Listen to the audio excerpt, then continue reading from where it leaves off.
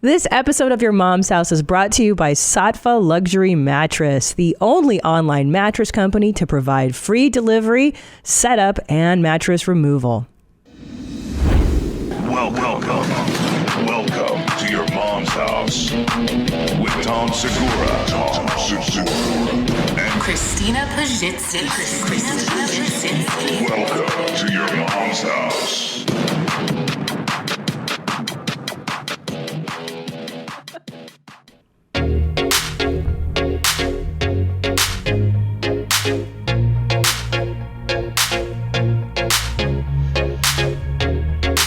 I don't know if I'm supposed to say the word meh or just M-I-H. It's Obi-Wan. Obi-Wan Kenobi. That guy's a hit maker. He is. Dang.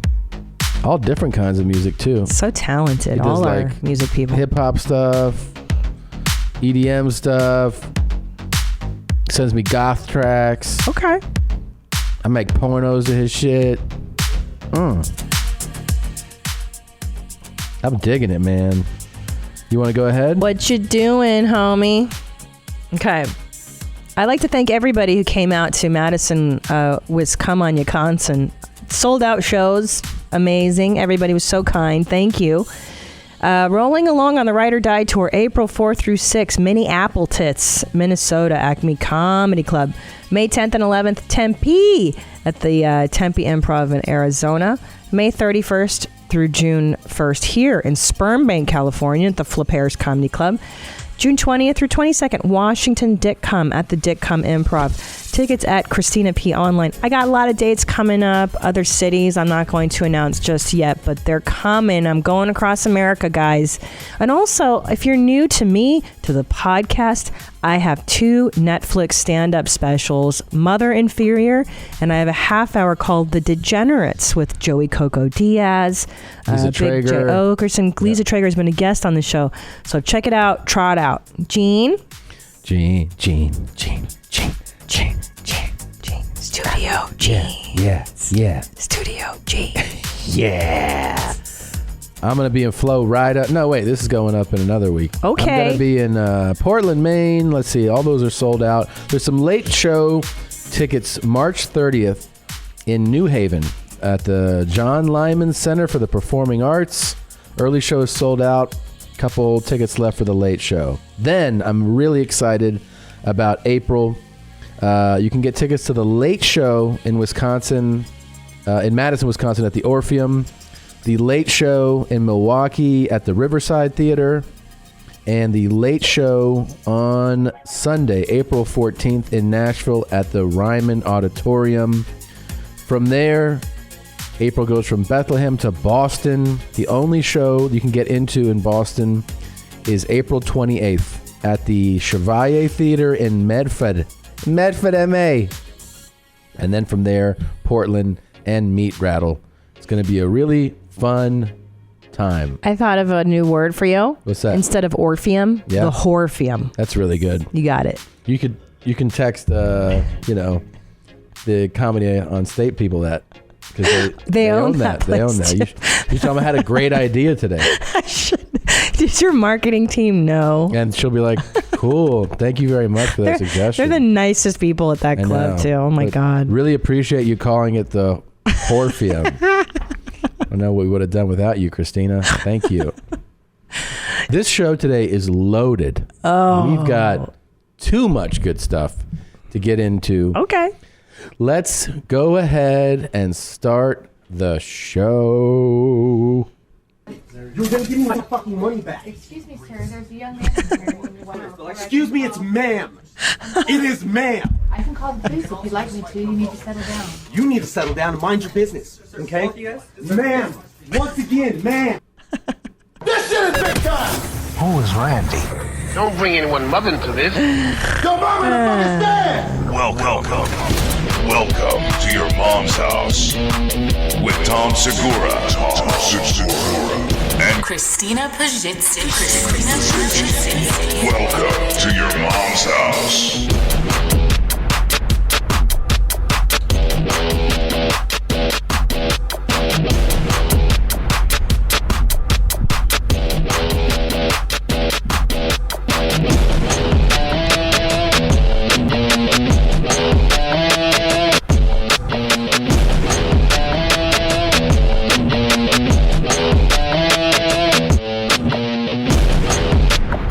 Oh.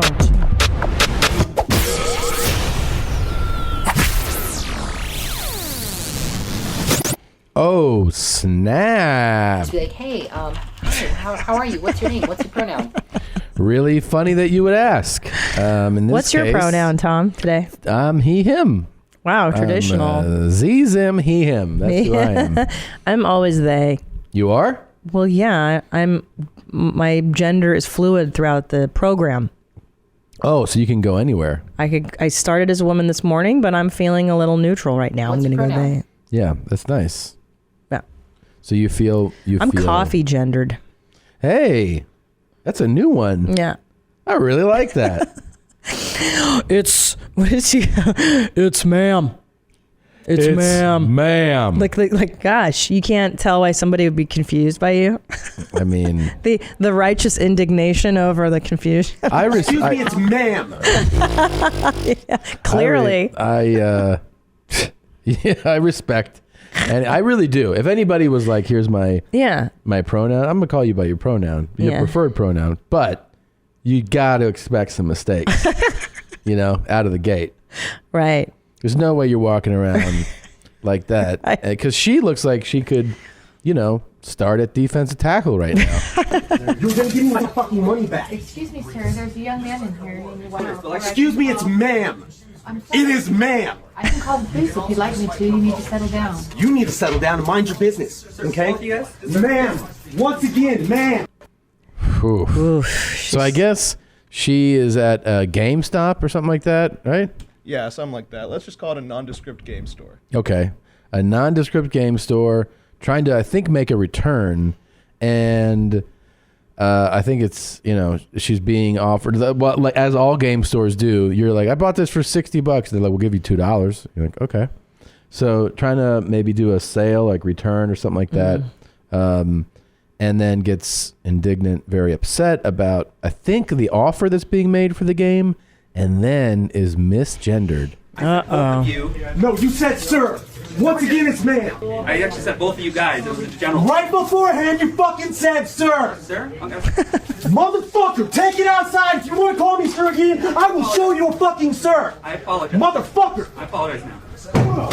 Oh, and then she kicks over some merchandise there. Yeah. I like how, her gender's fluid too, because when she wants to be a sir, she can be a sir. Because she did say, I'll show you a sir. She's like, I'll fucking show you. So that's... Sir, catch me outside. That's pretty fluid. Yeah. Yeah. Fuck! You guys are doing good. I need a corporate number. Because I'm going to call them and talk about how it was misgendered several times in this store. Oh. I need your corporate number now. Get it for me now. I'm going to ask you to calm down and stop cussing. Give me your corporate number. Well, I'm going to ask you for the 5th time to stop calling me a man. Because quite clearly I am not. No, clearly. Man. Get it for me now. I'm not cussing. I'm not cussing. Okay. Get me the damn number now, please. Ooh. Ma'am, I apologize. Ooh. You're just going to keep bucking your gums and disrespecting trans people in this store, which I plan on telling the entire LGBTQ community. You're going to lose money over this. Damn. Whoa. She's so fired up. It's almost like... I know. I kind of feel bad, I do. I do, because I imagine it's very difficult when you are trying to present one way and people keep misgendering you. You're like, dude, look. But you know what I learned from, what was that show? Lost in Translation or Trans Life or... Yeah. One of those, like the TLC one. Yeah. Is, remember there was a guy who was transitioning... Lost in Transition. Lost in Transition, yeah. There was a guy who was transitioning to a woman and had just basically started. Right. And looked like me with longer hair. Right. And no beard, but like big shoulders. And she was getting her nails done. And somebody was like, hey, man. And she was like, God, why are people calling me man? And I was like, well, because you look like a fat guy. with a pink crop top. Like the pink crop top doesn't mask everything just yet. I mean, you got to give it some time. Traps were full and shoulders. And it's like, I want to get my nails done. And they're like, okay. And then someone was like, sir, and she was like, God damn it. What do I got to do? I've been doing this for 2 weeks. Like, I don't know. You need a lot more surgery. I know. And two, I think it would be ruder of me to be like, what should I call you? I don't know what you are. Like, what pronoun should I call you? Yeah. I feel like that might be more rude. Really? Yeah, than just making an Not assumption. according to the pronoun like, expert. Just Right. like, hey, Hey. hi, how are you? What's How your are name? you? What's your pronoun? What's your name? What's your pronoun? Yeah, that's how you should do it. Yeah, I don't know. I would feel more rude, don't you think? It'd No, be now ruder. that I hear it and I see this, Yeah. now I feel like you probably should. And you know what the lead in is? You Yeah, don't how just do say you what's your say it? pronoun. It's what's your name. What's your name? Because sometimes someone's going to be like, "Oh, it's Angela," and you'll be like, "Oh, I was going to go." Okay, but then you get the Reggie. SNL thing. Yeah. What if it's Pat, Chris, Terry? Well, yeah, but like then if you're following it up, what you go, "What's your name? What's your pronoun?" Then it's like you're trying to make an effort. And if they're like, "The fuck are you asking me that for?" We're like, "I'm sorry, I'm sorry." And they're like, "It's Kyle, my guy. What the fuck, man?" You're like, Yeah. "I'm sorry. I just thought maybe that you were." Well, and here's the deal, man. Here's the problem. Yeah. Is that a lot of these I would if I had more time in my life, I would become like a trans coach and I would help women dress I see new what you're women saying. dress like more feminine. Yeah. The problem is these bitches are trying to dress like they're a Kardashian hot. Yeah. And they wear like the velour tracksuit, the casual female style. Like if you're a new female, you got to really femme it up so that the public knows like, oh, they're very much presenting as a female. Yeah. You know what I mean? You have to kind of go overboard and then dress it up. Yeah, and then when you're more changed, then you can dress down as a hot chick. You know what I'm saying? I got it. Yeah. Yeah. Like I go big dangly earrings. Right, where long, it's real obvious. long hair, extensions Yeah, I and agree. shit. You can't be like, I'm just like casual chick girl. today. No, dude. Like I can pass as a like this is casual girl. Yeah. What are you saying? I mean, I don't know. Do I present as a woman? Sometimes. This brings me to my next topic. Yeah. I was on the airplane traveling. I don't know if you do this. What were you doing? What were you doing? I was in Madison. Oh. Do you like big tits? Go see Christina do stand-up. Now we're talking. That's my mom. Yeah, she's got big tits too. She's got big old tetas. Yeah, and she doesn't like to wear a bra. Anyways. So, any hoodles, I don't know if you do this, and I wrote this down because I wanted to talk about it. When you're on a plane or you're in an airport and you're looking at people. Yeah. And let me preface this by saying, it's so random who you end up with in life, right? It's crazy random. It's a matter of like, that night I could have gone out with a different comedian, a different person, and then fallen in love with somebody else. And now I have a totally different life. Yeah, you have one that doesn't involve sold out theaters and nice house. Ferraris, McDonald's, sponsorships. I mean, I'm fucking ball I know. And that's why I prefaced it with, I clearly made the right choice. Hello. No.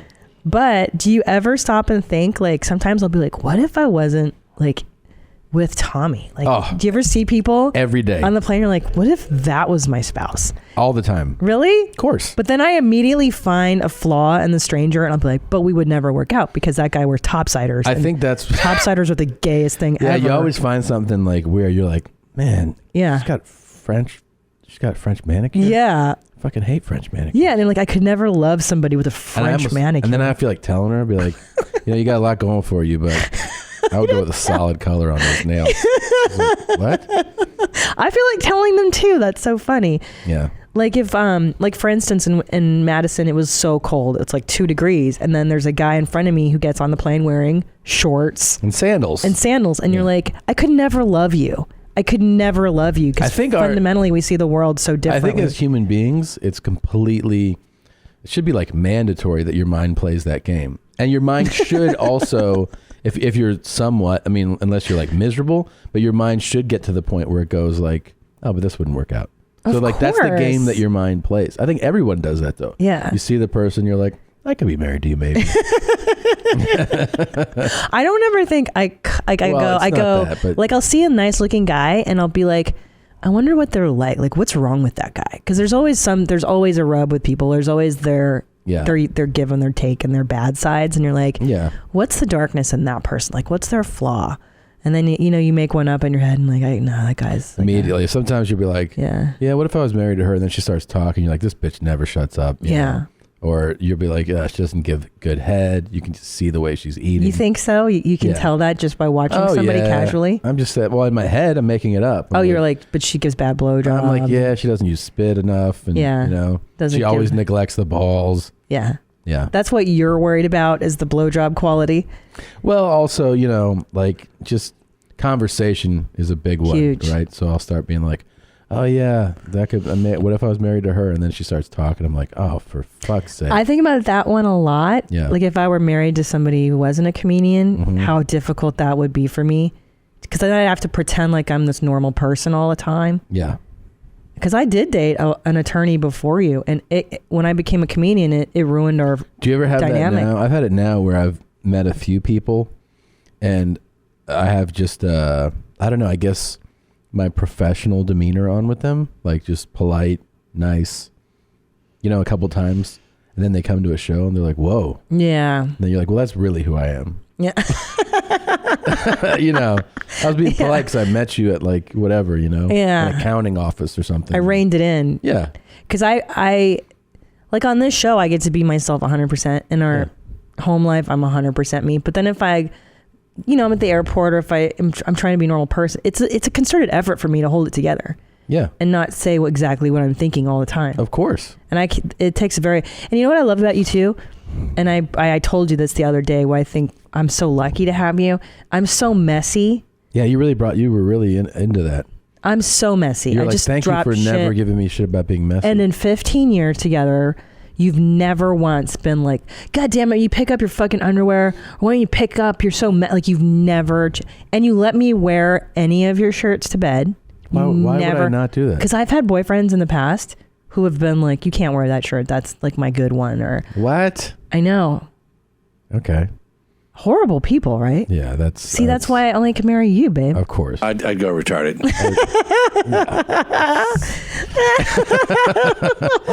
I'm not into that. I know. No, but you never give me shit about it either. No. I'm messy. I know. But that's why we work out. I know. Thank God. So you almost married this guy on the plane though? No, it's not. There's no like specific, but it's not like literally like I'll be sitting. Did you touch his leg? No, I'll be sitting in the plane, like people pass me by and I'll be like, could I love that person? No. I want to hear about the ones that could I love that person? It's very specific for me. I'd like to see some photos. Okay. Next time I find a guy I think I might love. Yeah. If I could love that person. I'll start doing the same thing. I'll be like, I think I might You love want him? I think I might love her. Yeah. Yeah. Could I love her? Could I love Not her? I think I might love her. It's can I love this person? And then you have to find the flaw in them And then I'll be immediately. like, we hooked up. It wasn't good. No. Right? No. I'll be like, I fucked her and she was lame. Here's the game. Tom, the game is you stupid shit. The game only lasts a total of 10 seconds, by the way. And I can last that long. If I haven't done it in a while. No, I mean the game of everything. 10 seconds. No. Here's the game. You're on a plane. You're watching people file in. You go, could I love this person? And then within 10 seconds, you find the flaw. And then you're like, that's why I'm with my husband. That's why I love my husband. What happens if you don't find the flaw? Then are you like, oh my God, that's the one? No, you'll always find the flaw. Because then you go, always find the flaw? Well, in my mind, because I'll be like, ugh, that guy's way too neat. He would never put up with my messiness. Yeah. Tom puts up with my messiness. No, I know. I see those type A women too who are like super perfect. Oh my God. Can you imagine how mad they would get at me? Oh my They'd be God. like, what is this? The farting and the burping. Scratching my armpits. And Yeah. I'll be like, oh shit, I took a big shit earlier. No, she'd be like, ew. And she'd be like, I did not sign up for this. I'm like, that's what you got now. I know. This is your new man. I know. And then, so there's that story. So play that with your spouse if you're listening. And I'm curious to see what you guys come up with as deal breakers with strangers. Maybe. Run your finger along your crack of your ass. You don't need to finger your hole. You don't want to come back with shit on your finger. That's a fun game to play with your spouse too. You got to know what your smells are. You know? So you got to learn. Stupid. You do have to learn. You have to learn your smells. Don't you know your smells inherently? You should kind of know them a little more. Everybody knows their own smells. Do you know what your ass smells like? Yeah. From running your finger along it? I don't have to run my finger. I feel like I just know. Smell it. Yeah, don't you get a whiff every now and then if you need a shower? I guess. My nuts, yeah. I wore those compression shorts to the gym yesterday. Yeah. And then I didn't have time to shower. We went to that appointment. Yeah. Then I came back and man, Really? When I stripped down in the bathroom, I was like, whew. Ripe. Yeah, really ripe. Do you wash the shorts? I hope so. Nah, I put them back on right away. Let them. Yeah. Let that. How many guys out there kind of brew? I know. How many guys listening are like, yeah, just put them back on? Oh, there's guys right now who are like, oh, keep talking, Tom. Oh, shit. So nasty. God, that's hot. Nuts stink. Huh? Yeah. It's so weird that's... Smell what your nuts smell like at different times of the day. Oh, that's right. That's so weird. Without Coach, I wouldn't even know what to do. Without Coach. Yep. And so also another topic I wanted to bring up is that when I was away, you have a new thing. You found a new show. Oh, yeah. I'm really excited. And it actually informed me, and I think you're going to be happy about this. I now think it is stupid and wasteful to get jewelry for my 40th Thank birthday. you. Yes. Thank you. Praise Jesus. You know why? There's no utility in jewelry. You're absolutely 100% right. So the idea that you would spend that amount of money on something I just put around my neck is silliness. It's stupid. And as Danny Brown said, someone could come and snatch it. Exactly. You don't want that's that. why I want to refocus my efforts and yours, hopefully, into getting a jet. So I was watching this show, Selling Jets, where couples who look like they own jets were buying jets. Babe, how much money do you think we have? Like, we don't... McDonald's, we had to give back the money. We don't have $2 million. Well, here's the great thing. I learned that most jet brokers let you just put 20% down. So it's like buying a house. And we just need... How much is 20% for a jet? Well, that's the thing, is that there's so many options, you know? Like there's light jets, mid-sized jets, super mid, heavy. I mean, I think right now we're probably looking at like a super light or something, you know? And how much is that? I mean, that's the thing. I don't think... So stupid. I don't want to get lost in the weeds of the numbers. Oh, right. Okay. I think it's just something that it makes a lot of sense. Yeah. So much more utility than a stupid chain. You're so funny. I can hear the future. We also have to buy the helicopter that goes with the jet. That's way later. That's like 3 years from now. All right. And then we have to build the helipad on top of the house. That's a great idea. And you have to buy the yacht with the helicopter landing pad. Well, yeah. Why do you have a chopper if you can't land it on your yacht? Right. Look, all I'm talking about here is just a few loans. Yeah. Okay? A few loans? We got to get some loans. How many millions of dollars are we talking about? Well, that's the fun part, is you can decide, you know?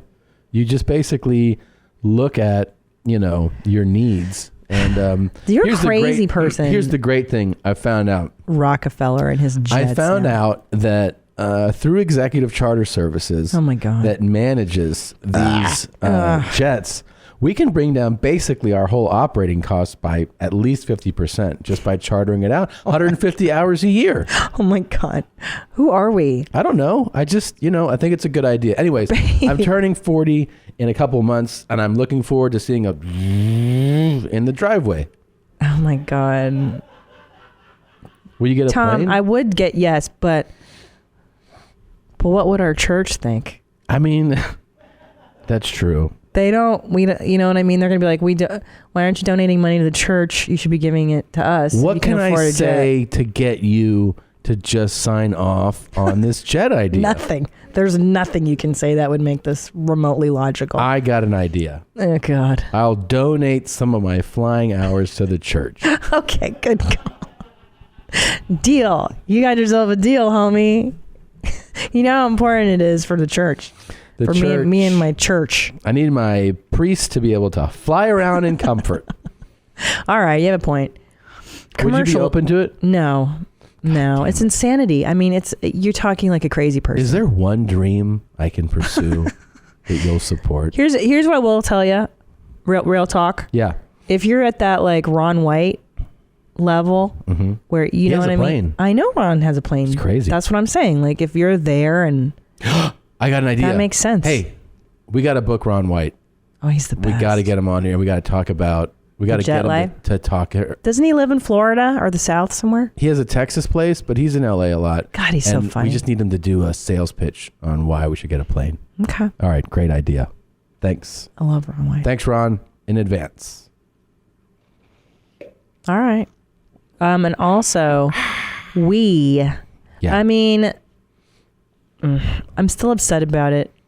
we watched the Michael Jackson. Yeah, we need to actually, we're going to do this. I think this would be a great conversation to have with our very own Josh Potter. Oh, the expert in creep salad. Yeah. Sad dude behavior. Why don't we, should we stop down for a moment? Yeah, okay. YMH will be right back.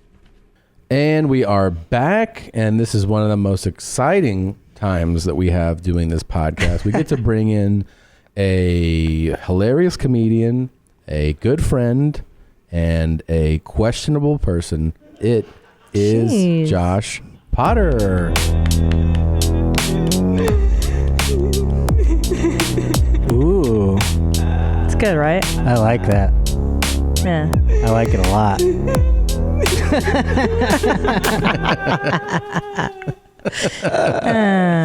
Shit. Oh, yeah, man. Thank you, Tanner, for making that. Thanks, Tanner. You Thanks, really Tanner. affect the ladies, Josh. I guess so. I have some sort of effect, I guess. Right. I guess Yeah. any effect is good than none.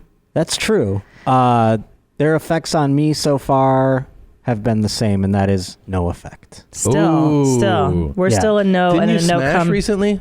I have put some reps in. Yep. Sort of some research, if you will, to find, to keep finding the bottom of this mystery. Yeah. And I did, I started at the bottom. Yeah. And now we're here. And so far, I've gathered some research. I think I need to have like a brain orgasm first. You know what I'm saying? Like a connection with somebody, you mean? Yeah. Because I drift away. Maybe What you're on is the, that? What is that? Oh, What that's is that? my bedroom. That's where I bring girls to come. Do you like it? I had a girl not like it recently. What did she say? Yeah. She said Was she like, was, am I going to die here? Yeah. She said she was cold and that she was... yeah. Let me tell you everything from a why woman's... don't you describe let it me first of break all? it down. Describe it to Okay, the I'll listener. describe it. Well, listen. A, it's clean, so that's wonderful. You're already a step ahead. Yeah, I I'll don't give you own credit. any things, so there's no way to make Great. it messy. So it's just like a bed in a corner. Yeah. And there's I have a candle. blinds, and you have a candle. Hey, that's A for effort. And that's my weed next to it. And that's your weed. Good. I mean, look, it's sparse, but I like that it's clean, and I like that you even have a frame. For You have a your bed. headboard. That was there when I got there, so... Oh, really? I was really pumped about that. I've never had one of those before. I've slept on an air mattress. I've slept on a regular mattress. And what are you sleeping on now? That's a Tempur-Pedic, dog. It's not as good as a Sattva, but it's Look, we're I have swapping that out immediately. Yeah, what are you for doing? sure. I mean, I'll take a new mattress for sure. That suitcase, that's a suitcase, by the way. I know. Okay. I see that. And then what's draped over the headboard? Are those headphones? Oh no, that's just the blinds cords. from the. Oh. Yeah, but I tell you, number one, what's wrong Yeah. is that his bed is pushed against the cold windows. I like So- it there. Oh, that's perfect. Of course you do, but any woman who's laying nude in your bed or semi-clothed, it's fucking cold. You're not supposed to sleep next to the He's window. a total lunatic with that. No, I though. know he's a cockroach. Well, they and- complained also that I don't have enough pillows or something. What? How many pillows? yeah. Do you, I have one. No. That's all. I have only one head. Wait, what? Wait, you have one That's pillow? one. Yeah, can you see? Wait, so what Bro. about for the chick that comes over? Yeah. I get one from the couch or something. You know. No. No. No, she can't sleep on a You gotta couch. get one pillow tells a woman this is not going to be I good think experience. Isn't two pillows presumptuous? It's no, no. humans sleep on two pillows. Can I tell you how At many once? pillows? You deserve two pillows. Yeah. For myself? For yourself, Yes. What the fuck is that for? Oh my God, Blue Band, do you sleep on two pillows? Yeah, I'm not a psycho. Yeah. That's a psycho move. I have one head. Your bed should have four my pillows. God. 4 pillows? Total, You yes. think I'm fucking... That's more... Think that I don't even have 4 of anything in there. No, you should get 4 pillows. I don't have even 4 blankets. 2 for you, 2 for the lady that's not going to live long after she lays there. Okay, let me ask you this. What's with the medieval tapestry? That's the Buffalo Bills. That's Buffalo Bills helmet. What? Okay, that No, needs she's to thinking go. of the serial killer. No, it looks like he's got a medieval carpet it's just tapestry thing. It's a on. Buffalo Bills blanket that Okay. I got from a couch. Now take that off. That is terrible. But then I don't have any blankets. It's like a dog blanket. We'll should get you one. Let's get you a different style blanket, you know? Okay. Yeah, that's not a bedroom blanket. And that's just No. some clutter at the end of my bed. I'm sorry. That's fine. It's actually pretty bare. And, It's you know? sparse. That's how I live. Dude, that suitcase, I put that down the day I moved in. That's where it stays. It's like my nightstand. Okay, so where do you Yeah, don't maybe have a nightstand? We Okay. should get a nightstand. Yeah. What? A nightstand would be That's good. what the suitcase does. No, I get what it No. does. But, I mean, you're not a freshman in college, right? So... Yeah, but I mean, I guess here's the thing, like for real, I always think the next day they're going to throw me out of these places. Why? You know what I mean? I don't know. Why? I've lived in so many different But apartments. you've been here now for a while, right? Yeah. This is maybe one of the longest apartments I've ever lived in my whole life. So that's why it's like. Can you take him?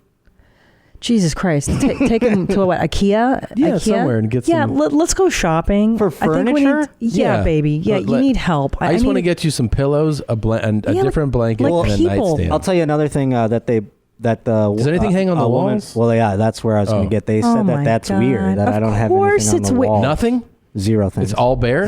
Yes. Yeah, Well, because he's living like he's a transient. Like he might be kicked out. Why do you think you're going to get kicked out at any moment? Is that a real threat? I've never been kicked out of an apartment, but I've had to move at a rapid pace a lot.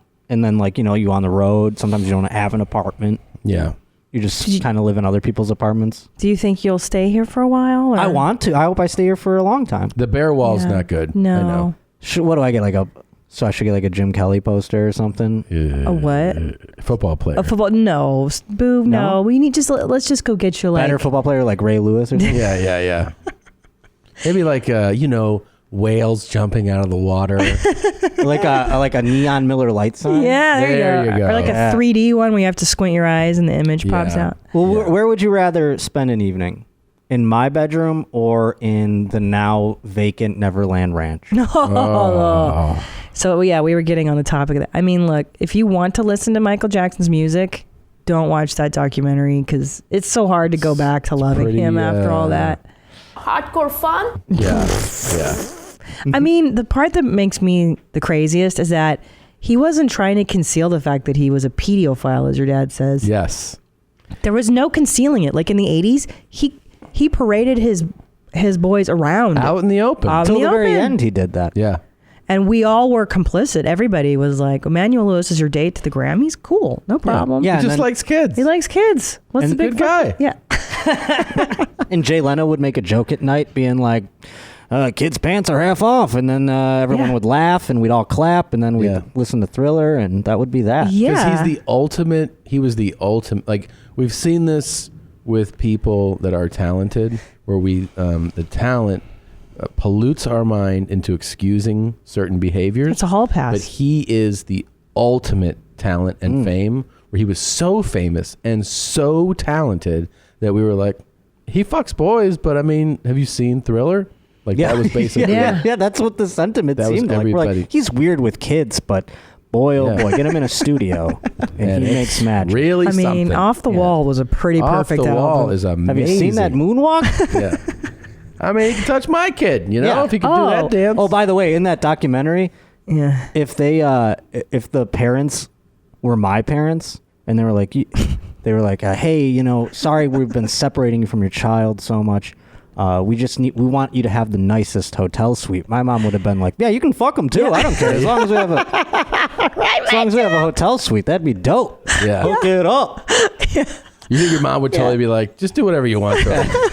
Actually, I think my mom would be I would have been like so pissed at her. She would have been like, you can't go hang out with Michael Jackson. I'd be like, fuck you, mom. And then I would like go listen to Michael Jackson in my room and turn the music up real loud.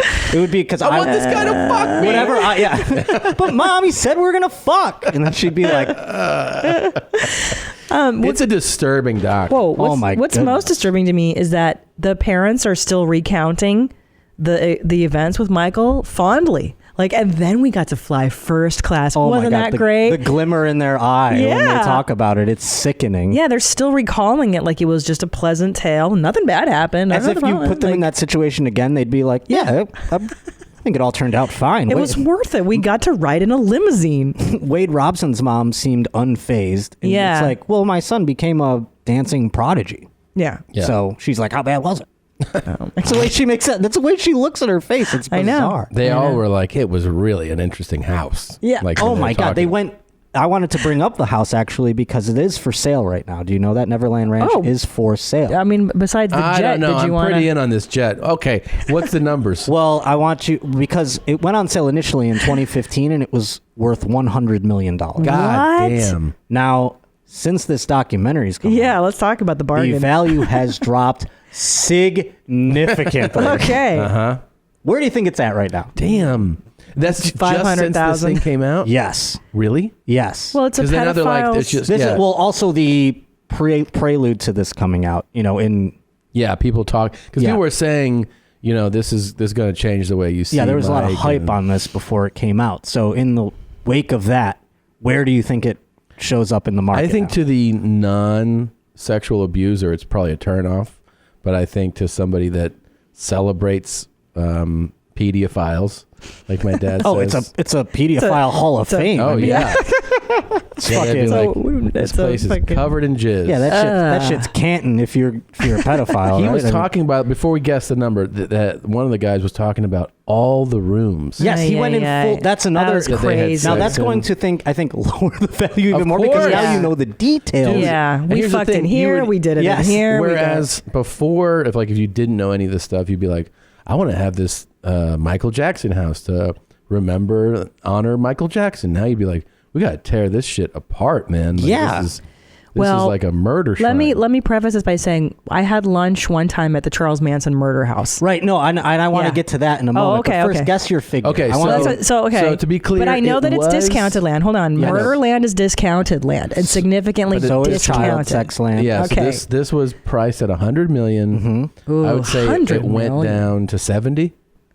I'm gonna go lower. I'm gonna go 25 million. Damn. You are in the department. You're kidding. It dropped 70%. It is now listed at $31 million. Wow. Wow. And I don't think it's going to go up. No.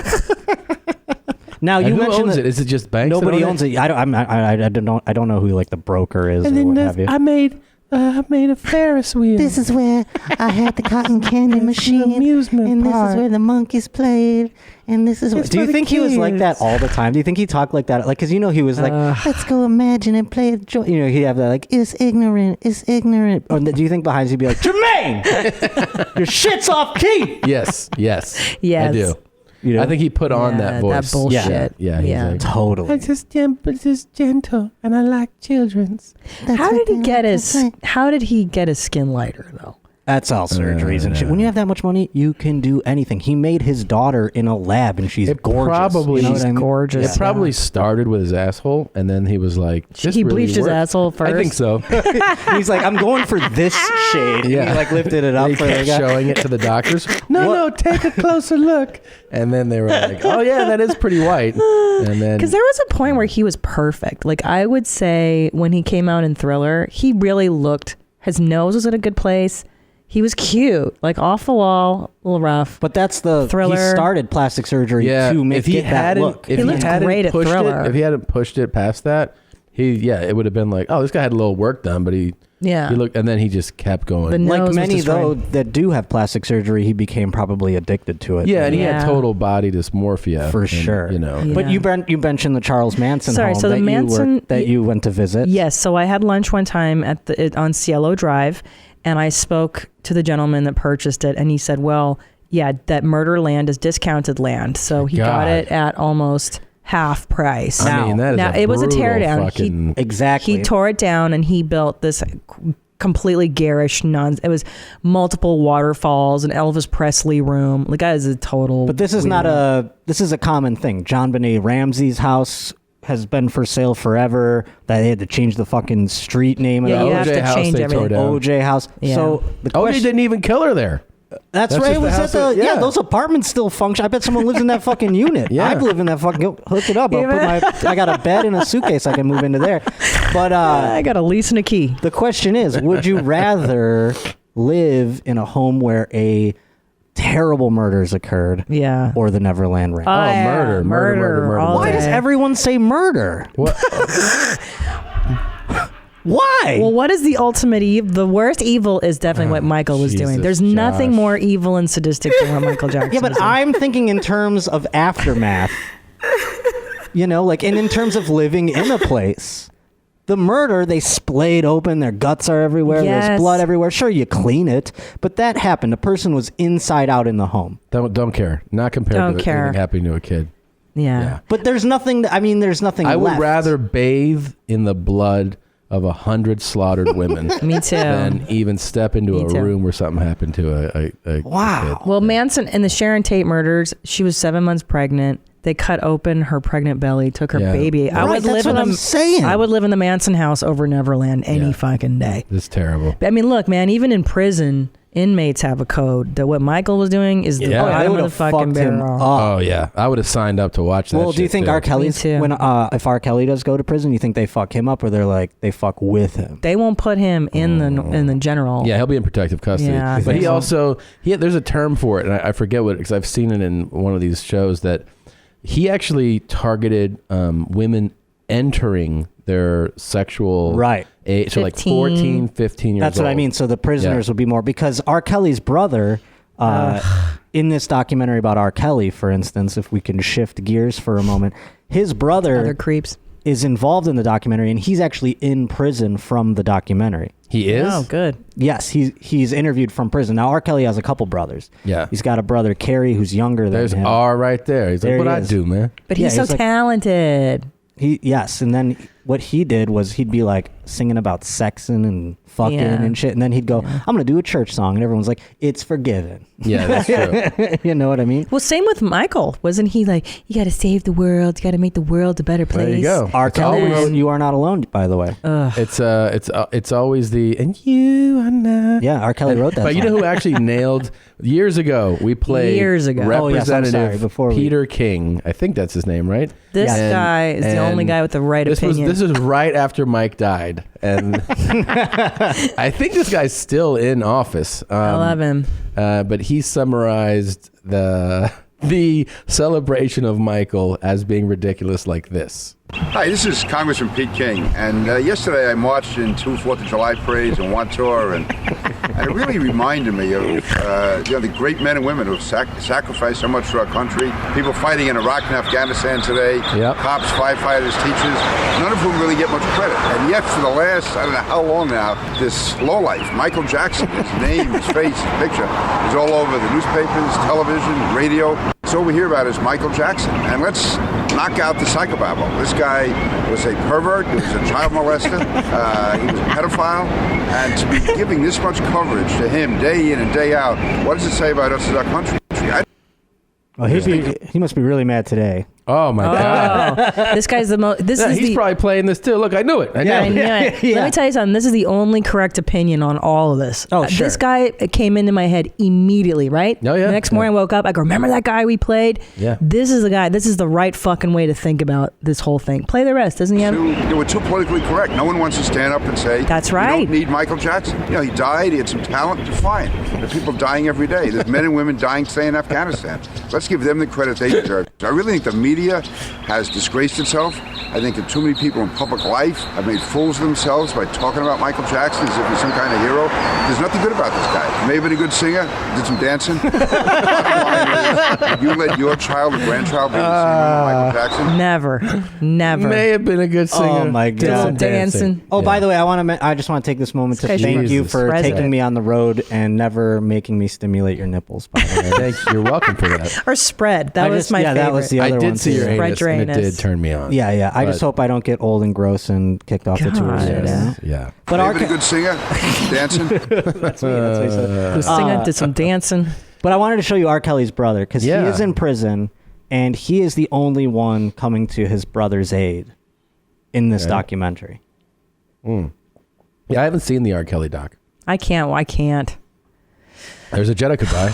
Oh, Jesus. A commercial jet? Sure. Younger women. You have people who have fantasies about different things. I like older women. Okay. Go figure. You know? But that's just a preference. Right. It's a preference. Everyone has preferences. Mm-hmm. It's true. So what is the big deal? What's the big issue with my brother? Good point. Care to answer? Yeah. I mean, I think for people who don't know, there's people who are listening or watching who don't know about the R. Kelly details. Really? You don't think so? For sure.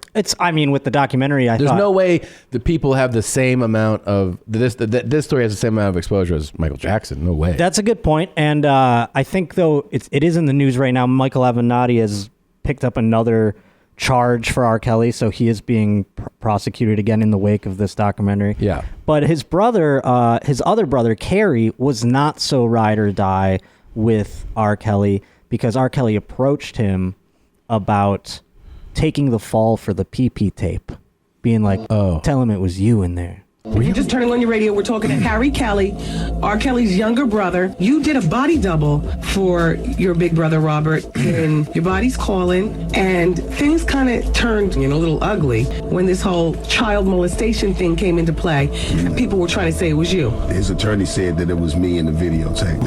That was the argument.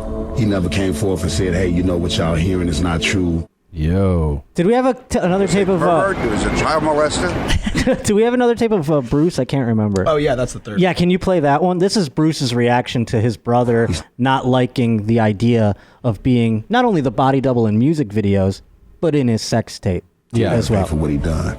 Robert simply asked Kerry to tell the truth, do a deposition with his attorneys that the things that he was saying was not true.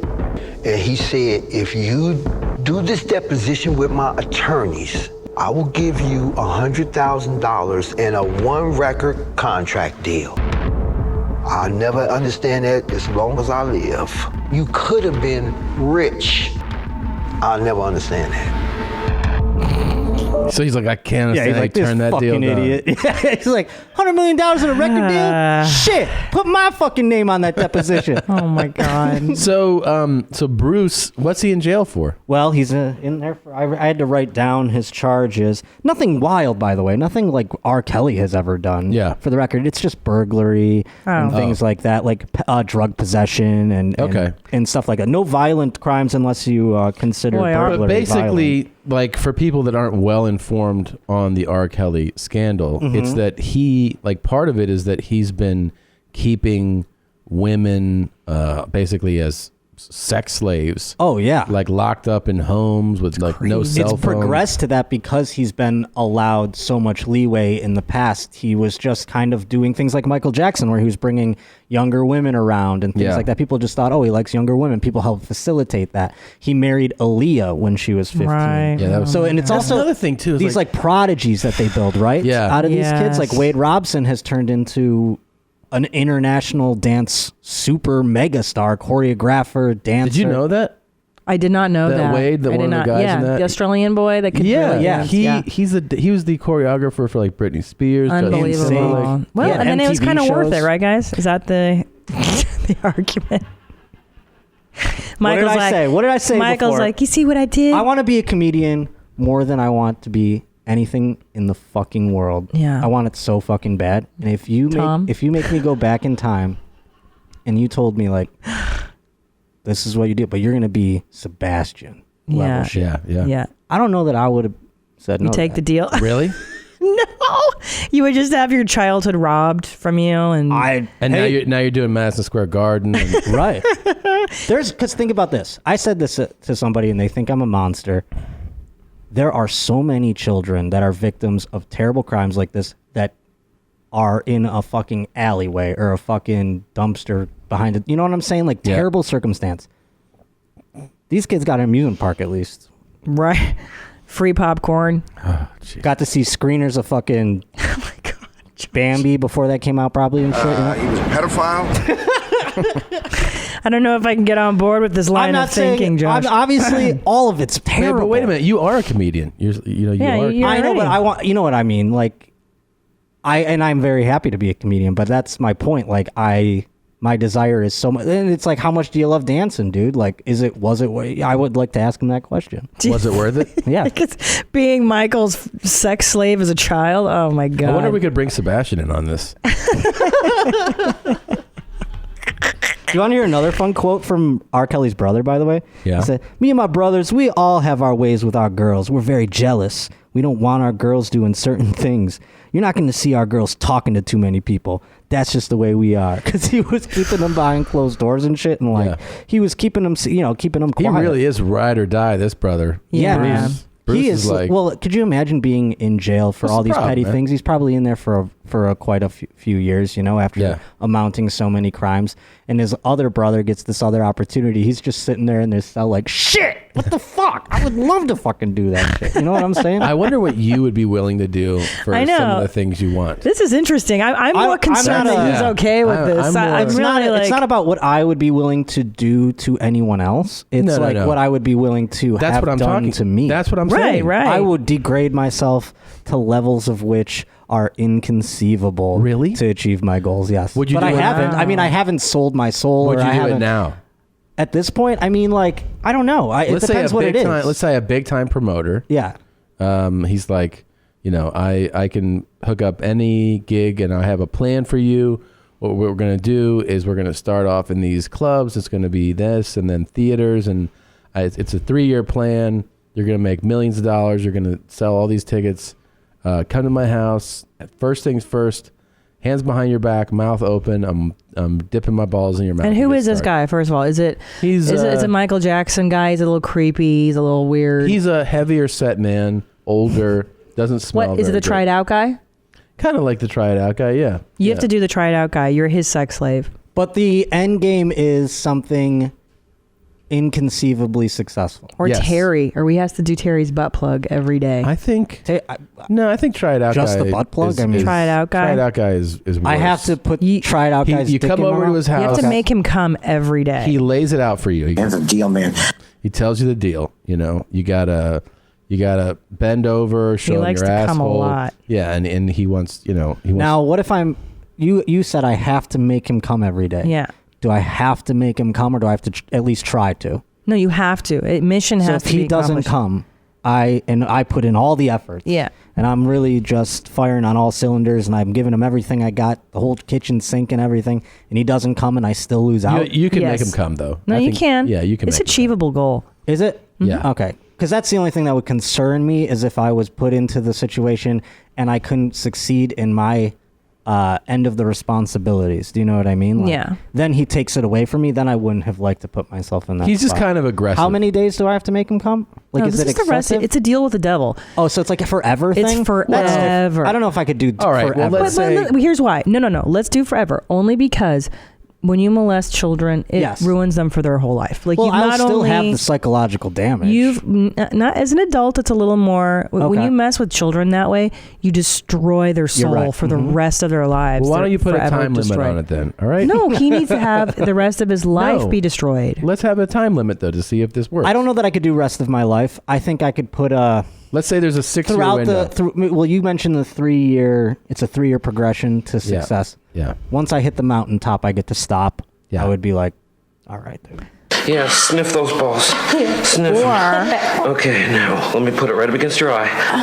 No. Let's do it this way. Let's do an actual deal with the devil. So he gets successful, and then in the afterlife, saying there is one every day, he has All right, to but suck the this tried out gets guys this like for all of fantasy eternity. land stuff. I'm talking about a real fucking pitch where the guy You're is like, like, I am giving No, you it's not. my pitch. This is the pitch. The guy says, come over to my house. Yes. Suck my balls and eat my ass every day. I'm going to fuck you in all your holes, and then I'll give you gigs. I would try to negotiate some of it down. I'd be like, every day's tough. I mean, I got stuff. So to then do. he's like, get the fuck out of here. Yeah. Okay, well then I'd be Do you like, want can it we or do not? Can we do 3 days a week? Can we do, No, Get outta Josh, here. Do you want Okay, it? Fine. Yes, I'll do every day. We'll see how long we can. Now, would make you this really work. do it? You think you would really do it for that? I don't know, man. I really think I'd think about it. I really do. I Like don't. the first time he comes all over your face. Yeah. Yeah. And then you're like, and you go like to wash off, and he hands you an envelope. It's got like $8,000 in it. He's like, Yeah. good job. I would feel fine. And then he's like, you're playing the improv this week. I would feel disgusting with myself, but it doesn't. I would feel happy at the end result. I already hate myself, so that's not going to like decrease. Really? Do you know what I'm saying? You Like, need so much therapy. I just don't think like. I think it would be. I'd call my friend and be like, I had to suck this fat old man's dick. It was terrible. I mean, Yeah. it was it was as awful as you think it is. But he threw me an envelope of $8,000, and I've got I'm doing all the improvs now. Okay. So I think other comics would be like, well, shit, all right. You know? you really think you would do that though? I think I might think about it. That's all. I've never been put in the. Now, what if he started really? The way that you put it, like where you're like, and you're doing theaters, I'd be like, am I selling all these tickets because I sucked a dick? Then that's all it takes. Then fine. Now, what if he really started hurting your asshole? It's gonna hurt. I mean, that's but you're selling more tickets. More pain, more game, baby. Let's rock, you know? Like, I mean, shit. I see his point, though. Yeah, it's I kinda see your so hard point. to sell tickets and to become something in this. If I just had to suck a dick, then I would do it. The way that I pointed it out, yeah. Can I tell you something, Josh? Speaking of tickets, where's your show? March 22nd at the Hollywood Improv Lab. I will suck all your dicks if you buy tickets. 10 p.m. show? 10 p.m. show. Line up in the back after, and we'll get it going. You know, you're putting that out there. They have a right to get their dick sucked now. Okay, some dicks. All right, good. I would rather get butt pounded than suck dicks that people don't like. Don't you think? The taste people's jizz and stuff. Oh wait, like would you rather? No, I would rather also. I would rather have a dick in my ass than in my mouth. Wow, you would too. You would too if you really think about it. 3 dicks in my mouth. What? In your butt? No. Think about it. Butt Please. easily. Think about it for 1 minute.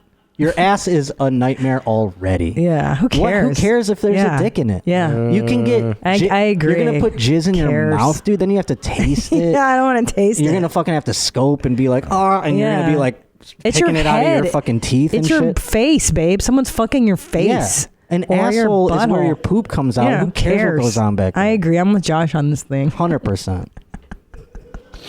All right. Think about it, though. Yeah, you really want them in your You mouth, want cum in bro? your beard and stuff? You're going to taste it all day. You can't get that taste out. You don't even Somebody eat you don't like? Could You don't even eat imagine? certain foods, right? It's so true. It's true. I don't like olives. Yeah. Yeah. Imagine like olives all in your beard, on your eyes. Oh, Jesus. And depending whose dick you taste, it could be like an olive, dog. Could be like a big olive. And his nuts could stink real bad. Oh, they will. Yeah. This promoter guy? Yeah, I'd rather do it in He's the got butt. stinky balls. Because then you can just, your butt can heal. You can shit all the jizz out of you, too. Yeah. Oh.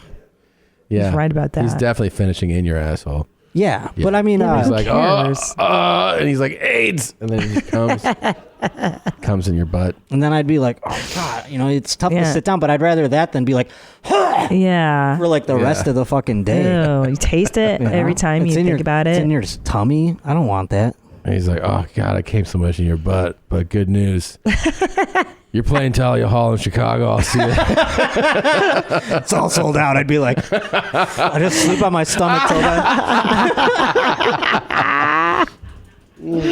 I had some other nightmares I wanted to bring up if we have time. I don't know how much time. I don't know. We may have we're to, running out. We'll have to shelve it. But there is one other gentleman I'll end on that is from a band called The Lost Prophets. It's a band I listened to as a child, or as a teenager, I should say. And they weren't very popular at all. That's the man right there. He was Michael Jackson on steroids, but had no fame and nobody helping him in this regard. And he was not like, as you notice that these guys are like all elaborate in their schemes and everything like that. This guy was not at all. So he was pretty easy to catch and a monster. We got out of the realm pretty quickly. What happened to him was the British version of the NSA went to hack his computer because there was rumor that he had child pornography on it. Oh, Jesus Christ. Oh, boy. And they didn't take long to crack it because his password turned out to just be I fuck kids. Ay vey. What? That was his password to his computer. Could you imagine being that crack team of detectives? And do you think it took them long? Or do you think they sat there and were like, I'm just going to try a couple things here real quick and just put in a couple passwords? Guess number one. Yeah, he's like, the guy did 1, 2, 3, and he's like, no, that didn't work. Let me try my second idea. Yeah. And he figured it out pretty quick. But this guy's in jail. Now, you listen to his music? I had T-shirts. I was into the band, and it wasn't like, I didn't give a fuck. I'll never listen to the band again. Like, it wasn't that prevalent in my life that I was like, I'm gonna miss. Is he the locked music. up right now? Yeah. Yeah. He's fucking in jail for a long If I saw this guy on a plane, Tom, Yeah. to go back to our first discussion. Yeah. Like, okay, this guy's walking past me now, and I go, could I love him? Here's what do you think the turnoff is? Hair? Yeah. I'd be like, the hair's too complicated. He's too interesting. He's got, like, blonde. I was gonna say the earrings. Too complicated. Yeah, I don't see his earrings, and I don't like his aren't earrings? facial hair. It's too dark. It doesn't match. Yeah. Sorry about that. Thought those lobes were earrings. No, I don't think so. But he's too complicated. That's what I would say.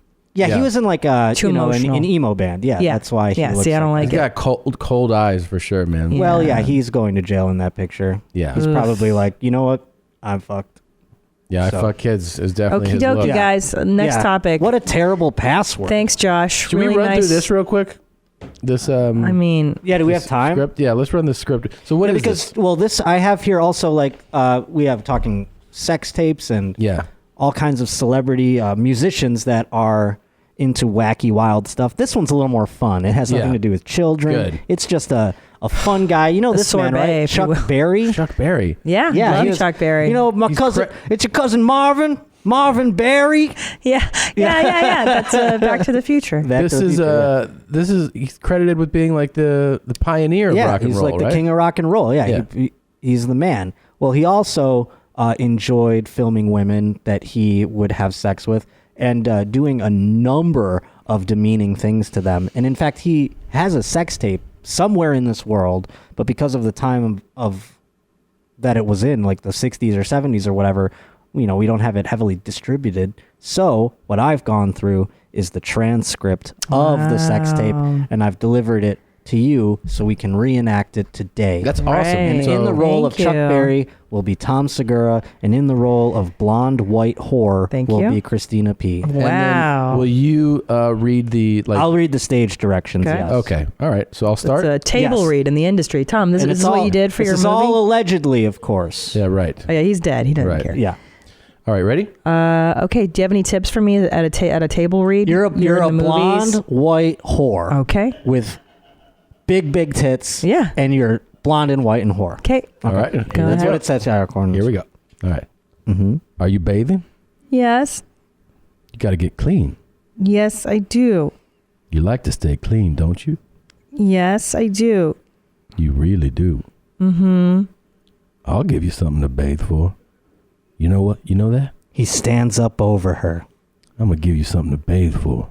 See this here? He's wiggling his dick. Yeah. Yes, Yeah. That's what you bathe with. it is. Kiss it. Kiss it. Again. Suck on it. You my girl? Yes. You love me Yes. very much? Mm-hmm. Mm-hmm. I'll bet you do. I do. Well, you really love me? He begins pissing on her face. She gasps, surprised. I love you. Yeah? Put your hands down by your thighs. Take it. She continues gasping as he continues to piss. Take it, take it, take it. Open your mouth, open your mouth.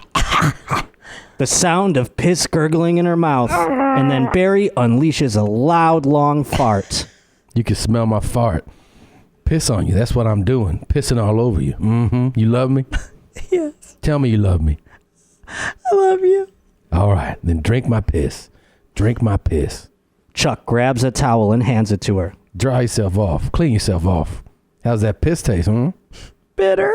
All right, all right, all right. Tastes bitter, doesn't it? Salty, yeah, I know.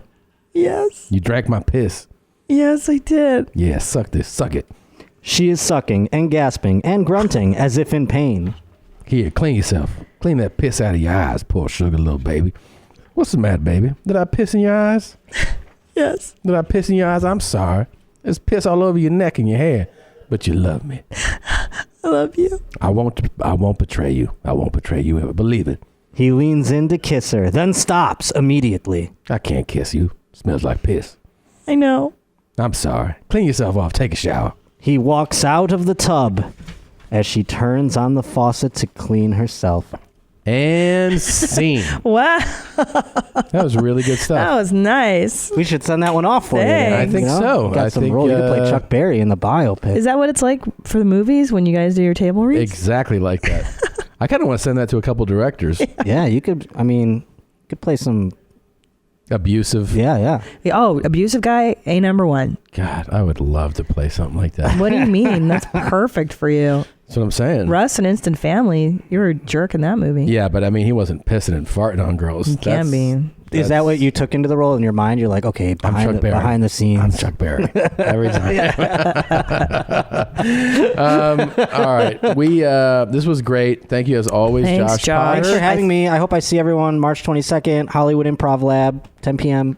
Get your tickets. Yeah. Your mom's house will be right back.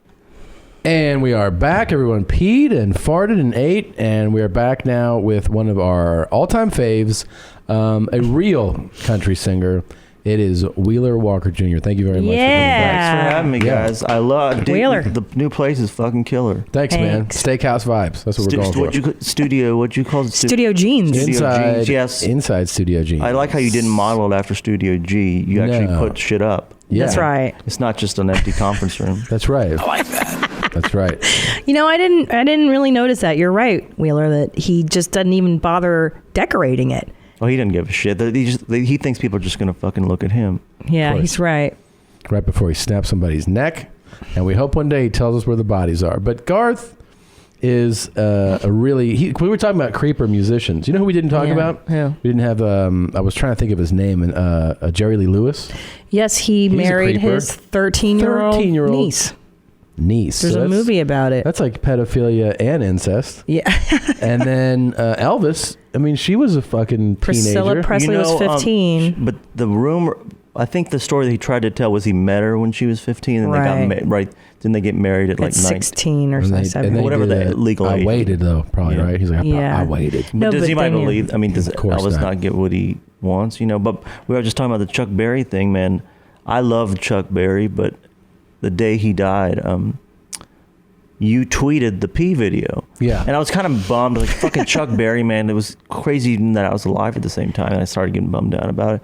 And once you see him pissing on white women, it kind of, it's just kind of like, it brings you back. It's like, you know what, I'll be fine. I'll get over it. So it helps you. I helped you grieve in a way. I did. There was I grieved for about half a second until I saw him fucking pissing on women. I was like, you know what? The world's probably better off without him. But I do love his music. Yeah. Well, that's what we're talking about. That weighing the fame and the talent against doing something horrible. Yeah, right? exactly. I mean, it's strange too, because we were talking out before. It's like, am I allowed to listen to Thriller now? Like, how does it work? Yeah.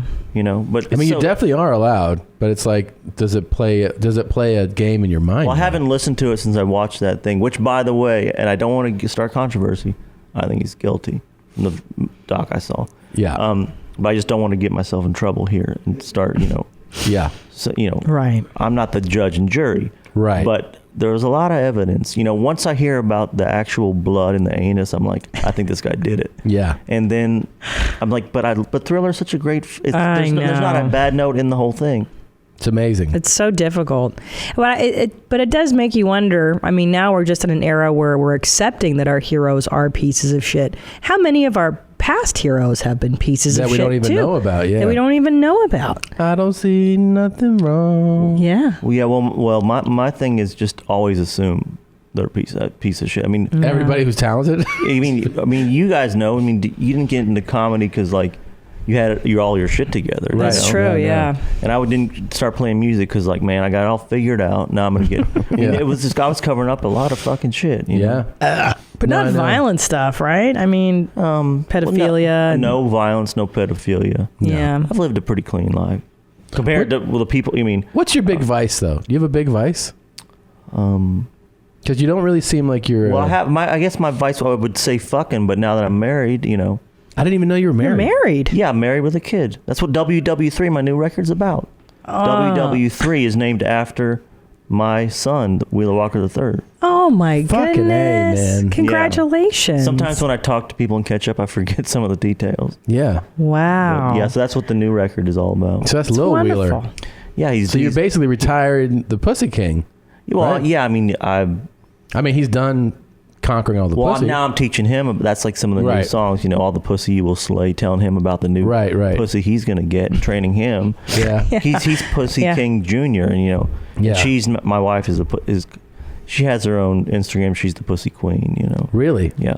God damn. Wow. I want to see some pics. Yeah, we got to look her up. No. I take a want look. to see the Pussy Queen. Yeah, let's see what the Pussy Queen. How'd you meet the Pussy Queen? Yeah, how'd you meet her? I was playing a gig in Alabama, and she came up back in the days when I was meeting chicks after gigs, and I was like, oh, I'll just bang her and take off, but I kept talking. I was like, fuck, I want to talk to her again. What's her handle? Is that it? No, yeah, that's her. No, I'm just kidding. I don't know who that is. Yeah, her. What's her? What's handle? her Instagram handle? It might be Miss Wheeler Walker. I don't know.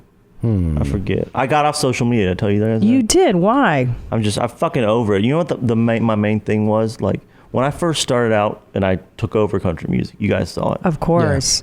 Yeah. It was all about, I felt like I was the new guy. I was punching up. I loved it. But now that I'm bigger than these fuckers, I just feel I'm bored. It's like people I make fun of these new country shitholes, all this new garbage pop country. Yeah, but I'm bigger than them, so it's a kind of punching down. And then these people cry and complain to their managers and shit. Just like it's just not worth it anymore. Then like now they're coming on. They would go on my Instagram and try to insult back. I'm just like, I don't have time for this shit. The point was to get rid of shitty pop country. Florida Georgia Line. Yeah, Florida Georgia Line is still a lot bigger than me, but all these the Florida Georgia Line wannabes, I just don't have time to like insult it because Nashville, man, they got new shitty artists coming out every 2 minutes. You know? It's like a fucking factory. Yeah. Who do you hate right now? Well, there was this guy called he's still around, but that was the fight. It didn't feel right. It's like why am I shitting on this guy that no one's even heard of? His name was Mitchell Tenpenny. Mm-hmm. That's a real fucking name. That's a really stupid name. Yeah, and he had a song called Bitches. And I just got pissed because I had a song called Fuck You Bitch, which I felt was an emotional, real song. And that's a huge hit. Fuck you, but then bitch. He just took he's like literally just like, I'm sick of bitches. I'm like, that's not what my song was. And then he like has a big label behind it and was trying to pretend like it wasn't it's like, that's a whole nother thing saying I hate bitches versus fuck the girl who dumped me, I think. Right. Fuck you bitch is about a particular person. Yes, exactly. I mean, I don't want to get into an argument with this dope about it, but insulting him I was going down. Like, I don't want to wake up in the middle of the night and just tweet at some random redneck, you know? Yeah. Understandable. And these aren't I mean, I've said it before. I do think most country artists and fans, you know that, I mean, football is so big in the South and high school football. I really think the majority of country fans have CTE. I think that's where this shit. I mean, you don't listen to Friends in Low Places 100 times because you're all there. You know, something's wrong. And these people, and I think the artists have it too, because everyone I talk to, like, I'll meet these guys on the street, and some are fans, and I'll talk to them like something ain't there. Yeah, you're like, what? So would you play college ball? Like, yeah, I did. Yeah, they all. I mean, nowadays, like Sam Hunt, who was one of the big guys I went after, he was a college QB. So I think my theory checks out because these dudes. I mean, to like this kind of music, you got to get hit in the head a lot. Yeah. I think you're onto something for real. Yeah, no, I do. I swear to God. I mean, if you can fill up Wrigley Field, with Florida Georgia Line fans, that's a lot of. I mean, they all got car wrecks or something. I don't know what it is. Right. But even going to see Garth and hearing Friends in Low Places for the 1000th time, I mean, do we have enough of Friends in Low Places? I mean, I've had enough. But. I've had enough. Yeah, I mean, that was the thing, and we talked about it a little bit, I think last time I was here, which is people don't like right now, because country music is basically computers and bullshit and stuff. That's crazy. That's found its way into country. Yeah, exactly. I mean, they're trying to do R. Kelly, and there's going to be an R. Kelly of country, I guarantee you. Really? Somebody's coming. Yeah. I mean, the stories I hear about these artists, these guys are fucking degenerates. But like, people don't understand that when in the late 80s, early 90s, like, it was Dwight Yoakam, Alan Jackson, good country artists. And Clint Black, and then Garth came along. He was the Florida Georgia Line at the time because he was playing that real pop shit. Yeah. All those guys hated Garth, and people now, I get why they get pissed when I make fun of Garth, but you got to remember, because I'm older than these fucking dudes. At the time, Garth was Florida Georgia Line. You know, he was the guy. I didn't know that. I didn't realize that. Yeah, because he was. You hear it now, like it's so slick, and he was going for pop radio back when. Well, it's soul. I personally, from what I've heard, because I watched part of that Notre Dame concert. Oh God, that was awful. Yeah, and I was like, okay, where's the soul? And I'm not an aficionado of country music, but when somebody sings from their fucking heart. You know, you listen to Dolly Parton sing Jolene or whatever. You like that really grabs you emotionally. But for him, I don't feel that from him. The authenticity. Yeah, he does. A lot of bullshit. But if you just heard it on a blind taste test, would you think that was country music? Probably not. No, it's like pop. Yeah. Yeah. To me, it's just like kind of almost like just pop songs with. Yeah. You know, and at that time, him getting all that success kind of made all the other guys try to sound like Garth. Oh. Everyone's trying to be the new Garth, and people like Alan Jackson were just, I want to pedal steel, I want to play country music, you know. Yeah. But anyway, fuck him, he's fat. I know. Fuck him, he's fat. He's That's the a shorter worst. version of the argument. Fuck him, he's fat. Oh man. Yeah. So speaking of old G, by the way, how does Ole Wheeler like being married with a kid? I fucking love it, honestly. It's like, you know what it always reminds me of, which is kind of my dumb movie reference. Remember in Forrest Gump when he like got that thing in the mail with that he like had put a bunch of money on Apple stock before it like got big, and he just like Forrest Gump just like dope gets a thing in the mail, like he's like a billionaire. He's like, oh, there's one less thing to worry about. That's how I kind of feel. Like I'm married, like I'm done. Like That's like, it? It's just like pussy, one less thing to worry Yeah. about. You know, it's just like It's all over there. with. I don't have to deal with it anymore. Yeah. Yeah. The fucking texting and going out on dates. I just hated all that shit. How'd she feel about you touring as this country artist and doing shows on the road? Well, she knows she knows what you guys know is I'm the most honest and cleanest guy out there. So there ain't nothing to worry about. Yeah. So hold on one second. We got to stop 1 second. Well, that was fun. Thank you for the burp introduction, Tom. Yeah. Well, I just try to keep it real on the show. Keep it true to who we are. I had to take a break. I was talking about my wife. I had to whack off. So. Yeah. I didn't want to do it on the cameras. She's so electric. Wait, huh? did you met her on just like one of your regular at a gig outside of Mobile? And you're like, I'm just gonna bang and leave. And then I kept thinking about her. And then here's what happened. Which there's a song on my new album WWIII. I'll hold it up for the listeners. Yeah. The song called "Still Ain't Sick of Fucking You," which is like it was real. That's real because I'm so dumb. I don't know what love is. This is my first love album. And that's how I'm admitting it. I just didn't know how fucking dumb I was. It's like fucking this girl was cool, fucking her second, and it's like after 50 times, is this love? Because I just still want to keep fucking her. Yeah, I think that is love. Is that what it is, Tommy? That's what I finished and I got off the bed. I go, I could do that like a bunch of more times, like even till I die. And I go, that's probably what my parents were telling me about when they met each other. That's probably exactly what they meant. But it's just like, I like to say it in my own way, which is, so I'll do a song. What's Mama think? What's Mama Walker think of they all love her because she's normal, Yeah. not normal, but more normal than me. Yeah. And they love having a grandkid that they hope won't ever hear my music. But of course. Well, it's now about almost a year. He's a year old. Yeah. Oh, it's so exciting. Now, the three of us, really like to dissect G and a lot of his antics. We're always on the lookout for new G footage and material. But you actually pointed out this. Yeah, well, to us. I actually have a G alert. What's it called? Google alert. It's a G alert. I have a G alert for the G alerts. Yeah. He put out this thing that was so fucking ridiculous. He did like his own trip. that Bohemian Rhapsody movie. Yeah. That I didn't really like, but could that guy be any fucking weirder? The lead guy? Yeah, he's fucking Rami weird. Salami. Yeah, I think they always say that's like, man, he was so great, he seemed just like him. I think being just like the dude's kind of weird. It's like, is that really acting? That's impersonation. That's true. But anyway, so Garth did this like tribute to the movie, like freelance. I don't think it's part of the like promotion. He just like did it on his own. He's like, G just loved it, man. And shot it with like real, like, like the live in studio G's like fucking iPhone cameras. This is like with like fucking film cameras, and it looks like he's ejaculating the whole fucking time. You've never seen anybody. I haven't seen this. No, you haven't seen anybody love anything more than he loves Queen. And oh my God. And he starts like kind of singing along and moving his hands. Like he gets so into the music that like I said, I think he's wetting himself. You got to tell me how to set up my G alerts. Yeah, because I just checked. Yeah. Oh God. Yeah, no. Let's. So the things that Freddie Mercury, this flamboyant entertainer from across the water, had in common with this kid in Oklahoma Across on a the tractor water.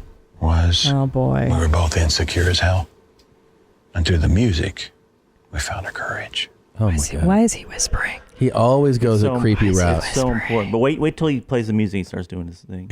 It's already mortifying. Oh my God! They've influenced me in the music. Every time they stepped up to the mic, or every time they did the pause. It's so Do you embarrassing. think it's kind of weird to wear your own G hat? Like, should I get T hats and wear them?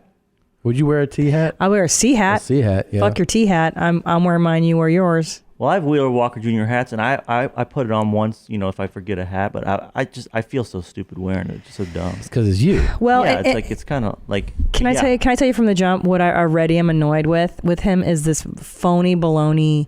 I'm just a humble boy from Oklahoma, and he's so accepting. Like I would ride the tractor. Yeah, from across the water.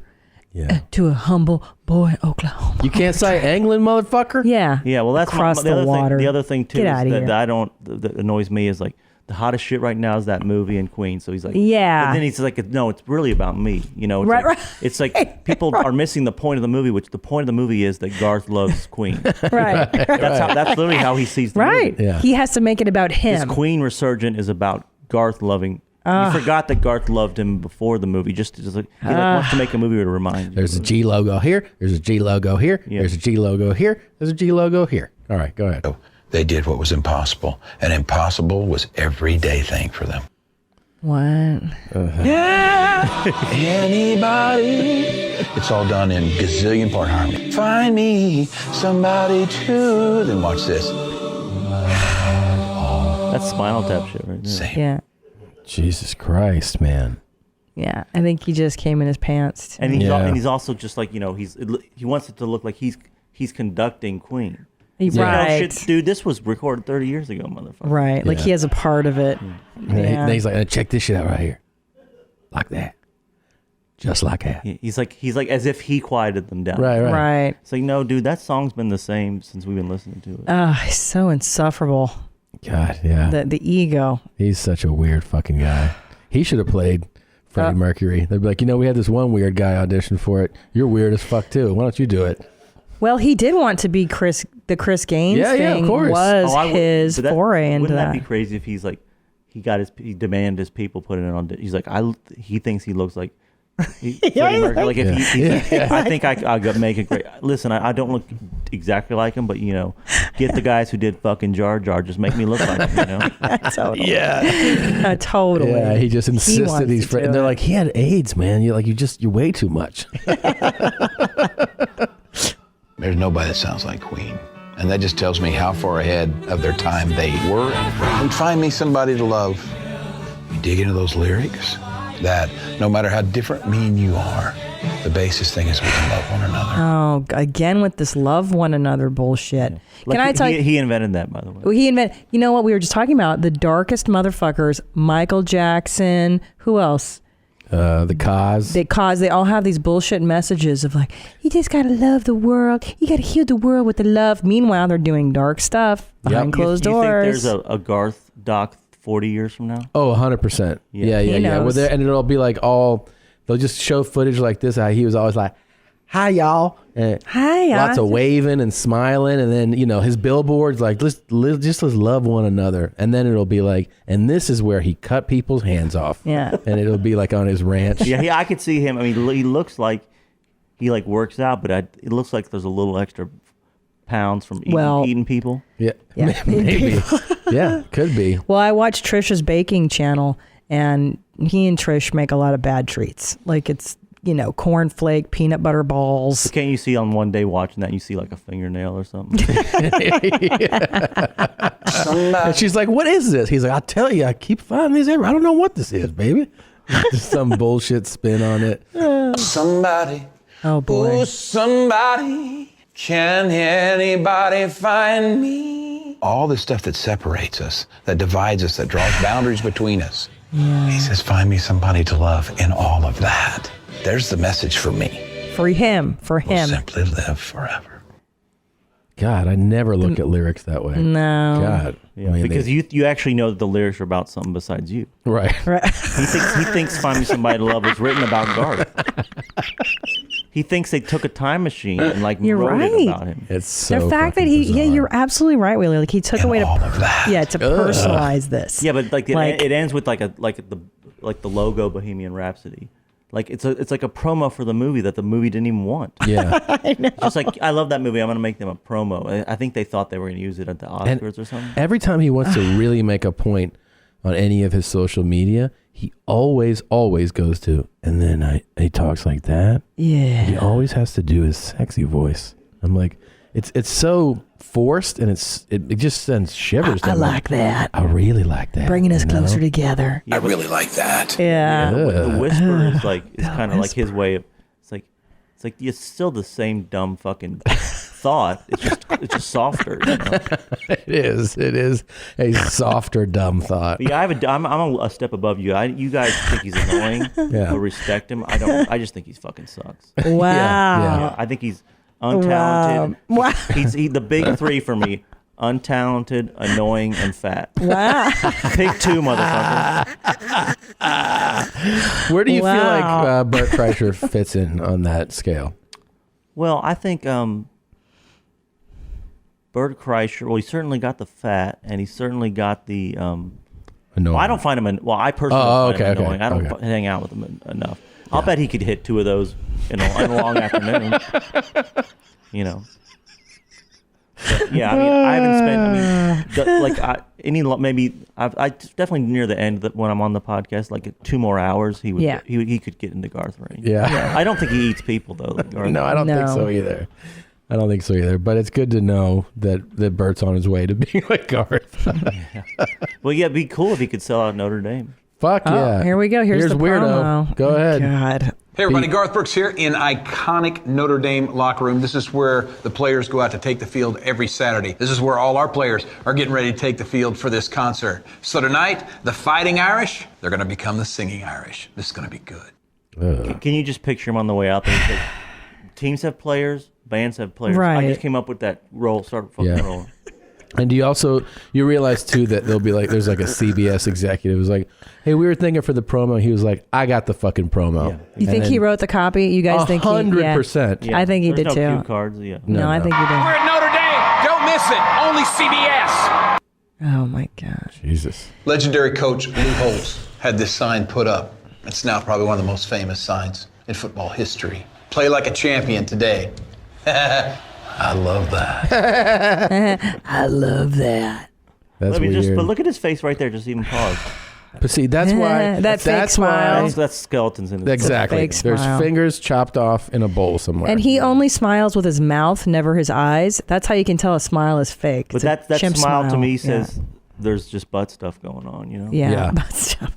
Do you wear a Wheeler on stage? Do you do the Janet Jackson headset, or do you do a microphone? I do. I would never wear that headset. It's the fucking corniest thing It's ever. so stupid, but that's the thing too. It's like, what does he need it for? He's not going crazy. He's not jumping dancing. around. But don't forget. I mean, the early days, like when he used to come to my hometown, they'd pull him, they'd hang him from that fucking wire, you know. and he'd fly around like Bon Jovi. Now he's too fat for that shit.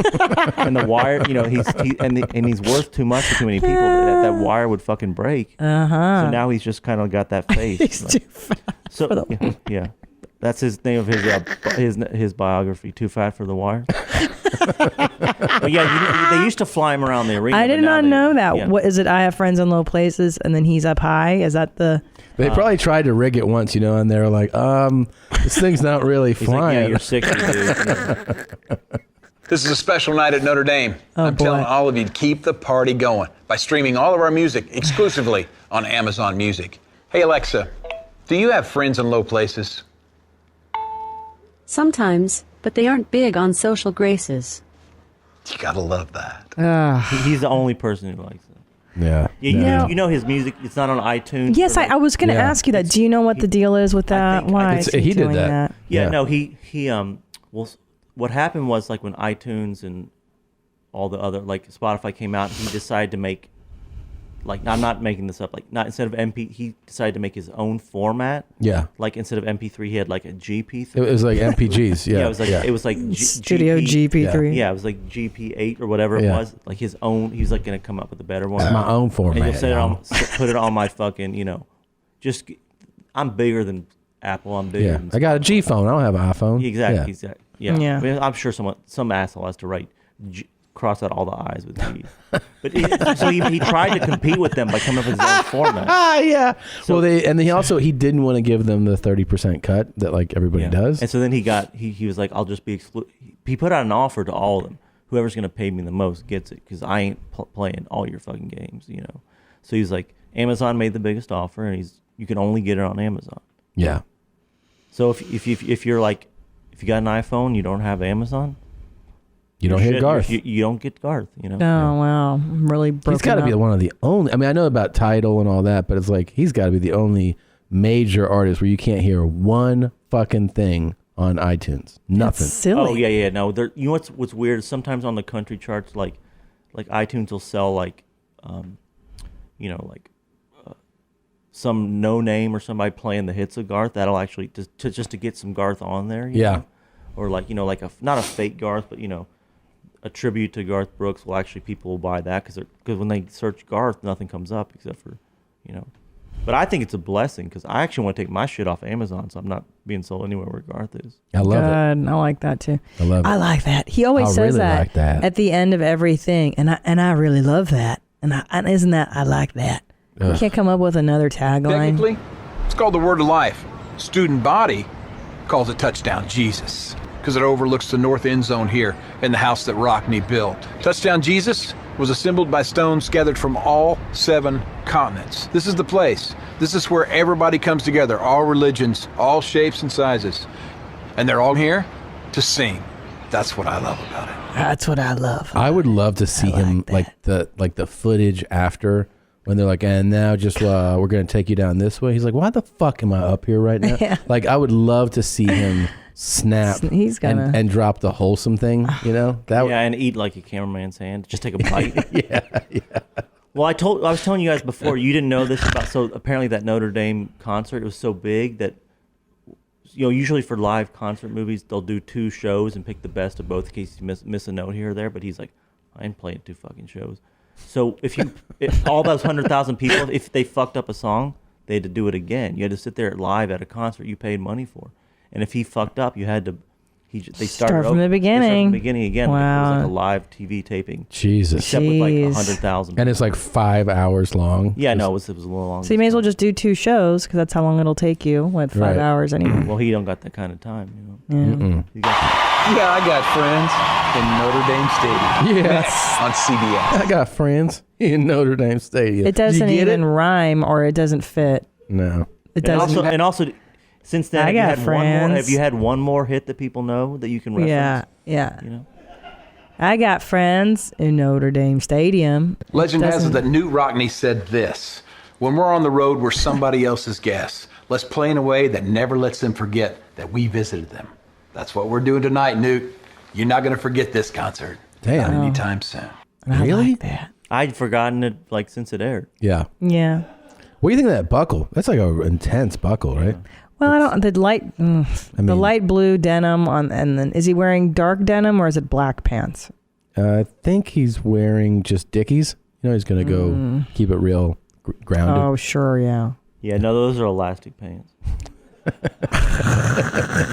I'll bet you that those pants come like with the buckle like sewed on. Like it's like children's at a outfit. costume store. Yeah. Everybody, Garth Brooks here. This is going to be good. I love that. Gotta love that. Touchdown Jesus. Touchdown Jesus. All shapes and sizes. That's what I love about it. Not anytime soon. Don't miss it. Only CBS.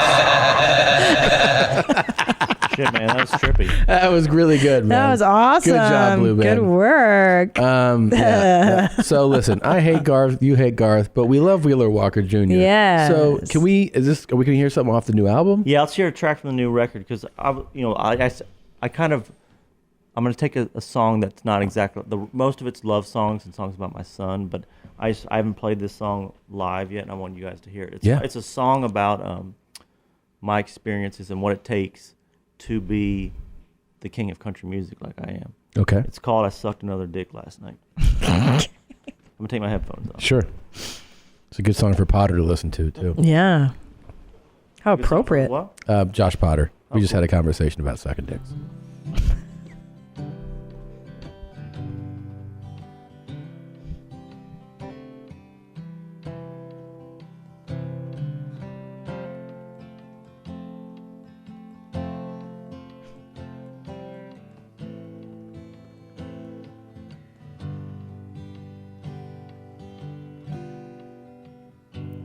I sucked another dick last night.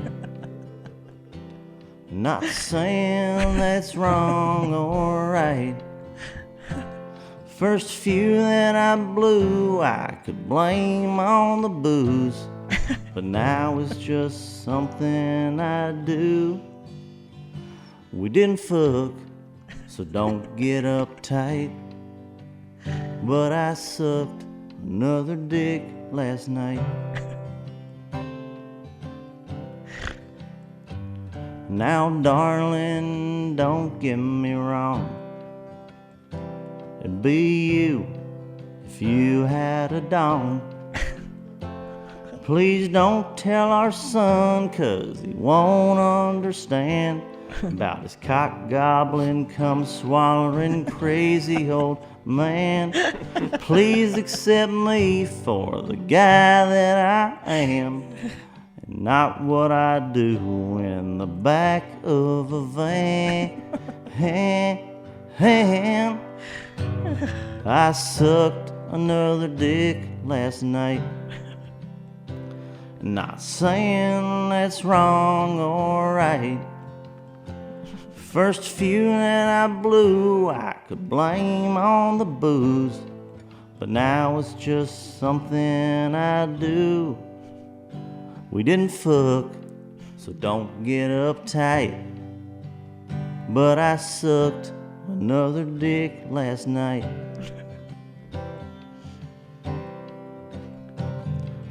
Darling, stop yelling, the baby's asleep. Didn't kiss neither of you until I brushed my teeth. Now I need you to stop all this judging of me. The good Lord made all of us differently. I sucked another dick last night. Not saying that's wrong or right. First few that I blew, I could blame on the booze. But now it's just something I do. We didn't fuck, so don't get uptight. Once a month at most, not all the time. You have to trust it'll all be alright. But I sucked another dick last night. But I sucked another dick last night. Wow. Wow. Thank you very much. You see how I'm maturing as an artist? Yeah, that's great. That's beautiful. That was really growing up. Singing serious shit, you know? Yeah. It was weird doing it without crying. That's a beautiful song. Thank you, man. Yeah. And that's on the album? Yeah, it's on the new album, WWIII. Available on iTunes? Man, I Available. cannot. It's an Amazon exclusive. No, it's on. It's on. I didn't know. Fuck, I didn't know that about this album. I feel so stupid for not like investigating. Well, you know what? You're busy people. You got the whole new fucking studio filled with books or whatever it is. You know? Yeah. You got shit to do. I got to read all these books, man. Yeah, So- yeah. How far are you into these books? Oh man, I'm just getting started. I haven't started yet. Yeah, well, you got to read them. It looks like good shit. Yeah. No, that's awesome, man. I love it. And yeah, it's definitely turning a corner. It's a more mature Wheeler for sure. Yeah, I mean, I've been hearing that a lot. Just Yeah. kind of, like people are like, "Why'd you go so serious?" I'm like, "Well, Yeah. it's serious shit. This is 2019. There's serious shit going on." Yeah, I'm growing up. I'm married. I got a kid. I'm fucking mature. You know. Yeah. Here's my song about sucking dicks. Yeah. Yeah. Mm-hmm. Wow, I'm like affected by that. Me too. It is nice to see you growing up. I was a little worried about you. Yeah, I mean, people get worried, but you know, Yeah. I'm always gonna, you know, I still feel like it's still me. You know. It is. No, because I remember last time we spoke, you know, I think your mom went to one of your shows and she was like, God, I mean, you know, you sing so beautifully. And this but one she loves. This one she loves. Yeah, because she's like, Yeah. she understands where I'm coming from. It's like Yeah. serious stuff, you know. Yeah.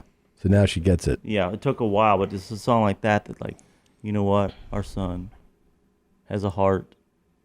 He's serious. He's an artist. It's Mhm. like, that's what I wanted to hear. How about your dad? Same thing? He still thinks I'm a fucking degenerate, but he's also a fucking asshole. Yeah. I don't care about him. Really? Yeah, he's a dick. Tell us about it. I don't know, but did I tell you that there's a guy on Twitter who claims to be he's my dad, Wheeler Walker Sr. And What? And he yells at me every fucking day. Really? That he's like, but what's weird is I haven't told told him to stop because he does sound a lot. I don't know how he know. He's just like every day he tweets that he's disappointed with me and he hates me. And I wanted to say, get my manager or something to take it down, but it's pretty close to what my dad's actually like. I kind of enjoy reading it. Is your dad is he like you with this nonsense music? Is he like that? Well, he's like that until I buy him, a fucking AirPods, Then he's like the fucking love it, He's a fan. He's like, it's like headphones with no fucking cords, Yeah. And then all of a sudden he's like thinks, oh, these songs are dirty, but they're pretty cool. Yeah. Because he can't fucking afford AirPods. His fucking life dependent on it. Do you guys have AirPods? It's fucking cool. I don't have them. I got AirPods. I don't want them. No, you need Do I them. fucking have to? I feel like you they have to. strong arm me into all this new shit. It is fucking cool. I was It just talking is. about that with a friend of mine the other day. He was talking about he has like PC products, for his Mac or Jeez. whatever it's called. But like I want stuff made by. I don't like fuck Bill Gates, giving all that money to charity. I want the asshole who's just a fucking dick, who's focusing on the shit. Yeah. Bill Gates, all his shit has cords. I want the AirPods with the no cords. Because that dude hated everybody and wanted to get back at people, so he figured out how to make the fucking headphones with no cords. Yeah.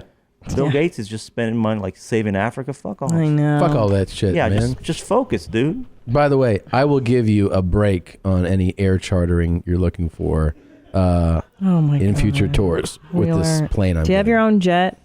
Right, I'm sure you're at that level now. I looked into it, but I don't think I'm going to get it. Yeah, well, I am, and I just wanted to extend that to you. I'll give you a thanks, discount. man. Yeah, I gotta admit, I'm lost. Well, he wants to buy a private jet now. I'm buying it. I'm pretty But close to he getting doesn't know, one. Wheeler doesn't know, we lost a major sponsor. McDonald's sponsored this show, and we got $2.3 million.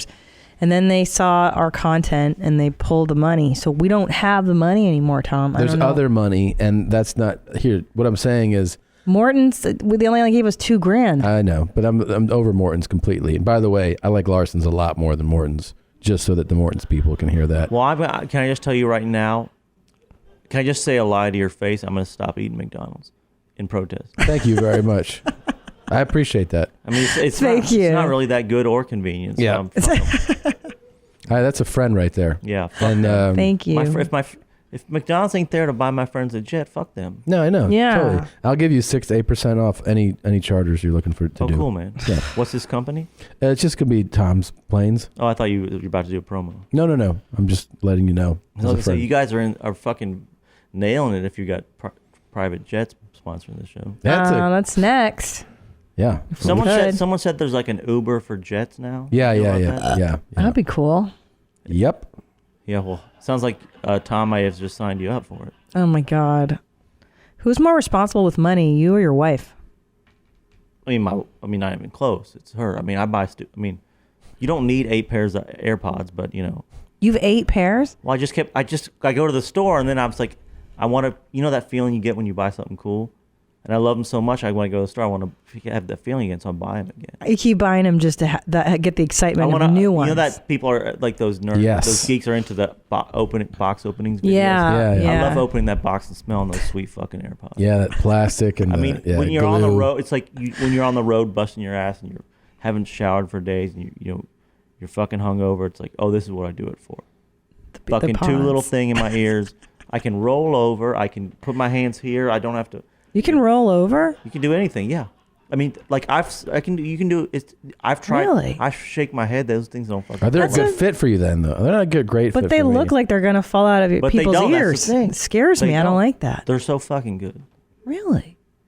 I mean, to me, like my favorite artists of all time are probably Waylon Jennings, Willie Nelson, and AirPods.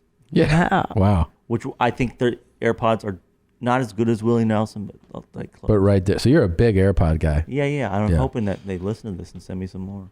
Hey, Shit, AirPods. send me some AirPods. Hook it up. Come on, Hook it up, guys. bros. Yeah. Or maybe they'll just send you some money for this free promo I'm giving. This is a great promo. Yeah. I mean, between Jets and AirPods, someone should step up. Yeah. Okay. Are we gonna hear another song? I could play you one if you Let's want. hear another Love one. to. Yeah. I love your songs. Oh, do you want to hear the hit from this record? The one. Please. Oh, yeah. According to my people, this is my biggest hit in a while. Okay. It's called "I Like Smoking Pot a Lot." All right. Let's do it. I'm gonna keep the headphones on and see what that experience is. Okay.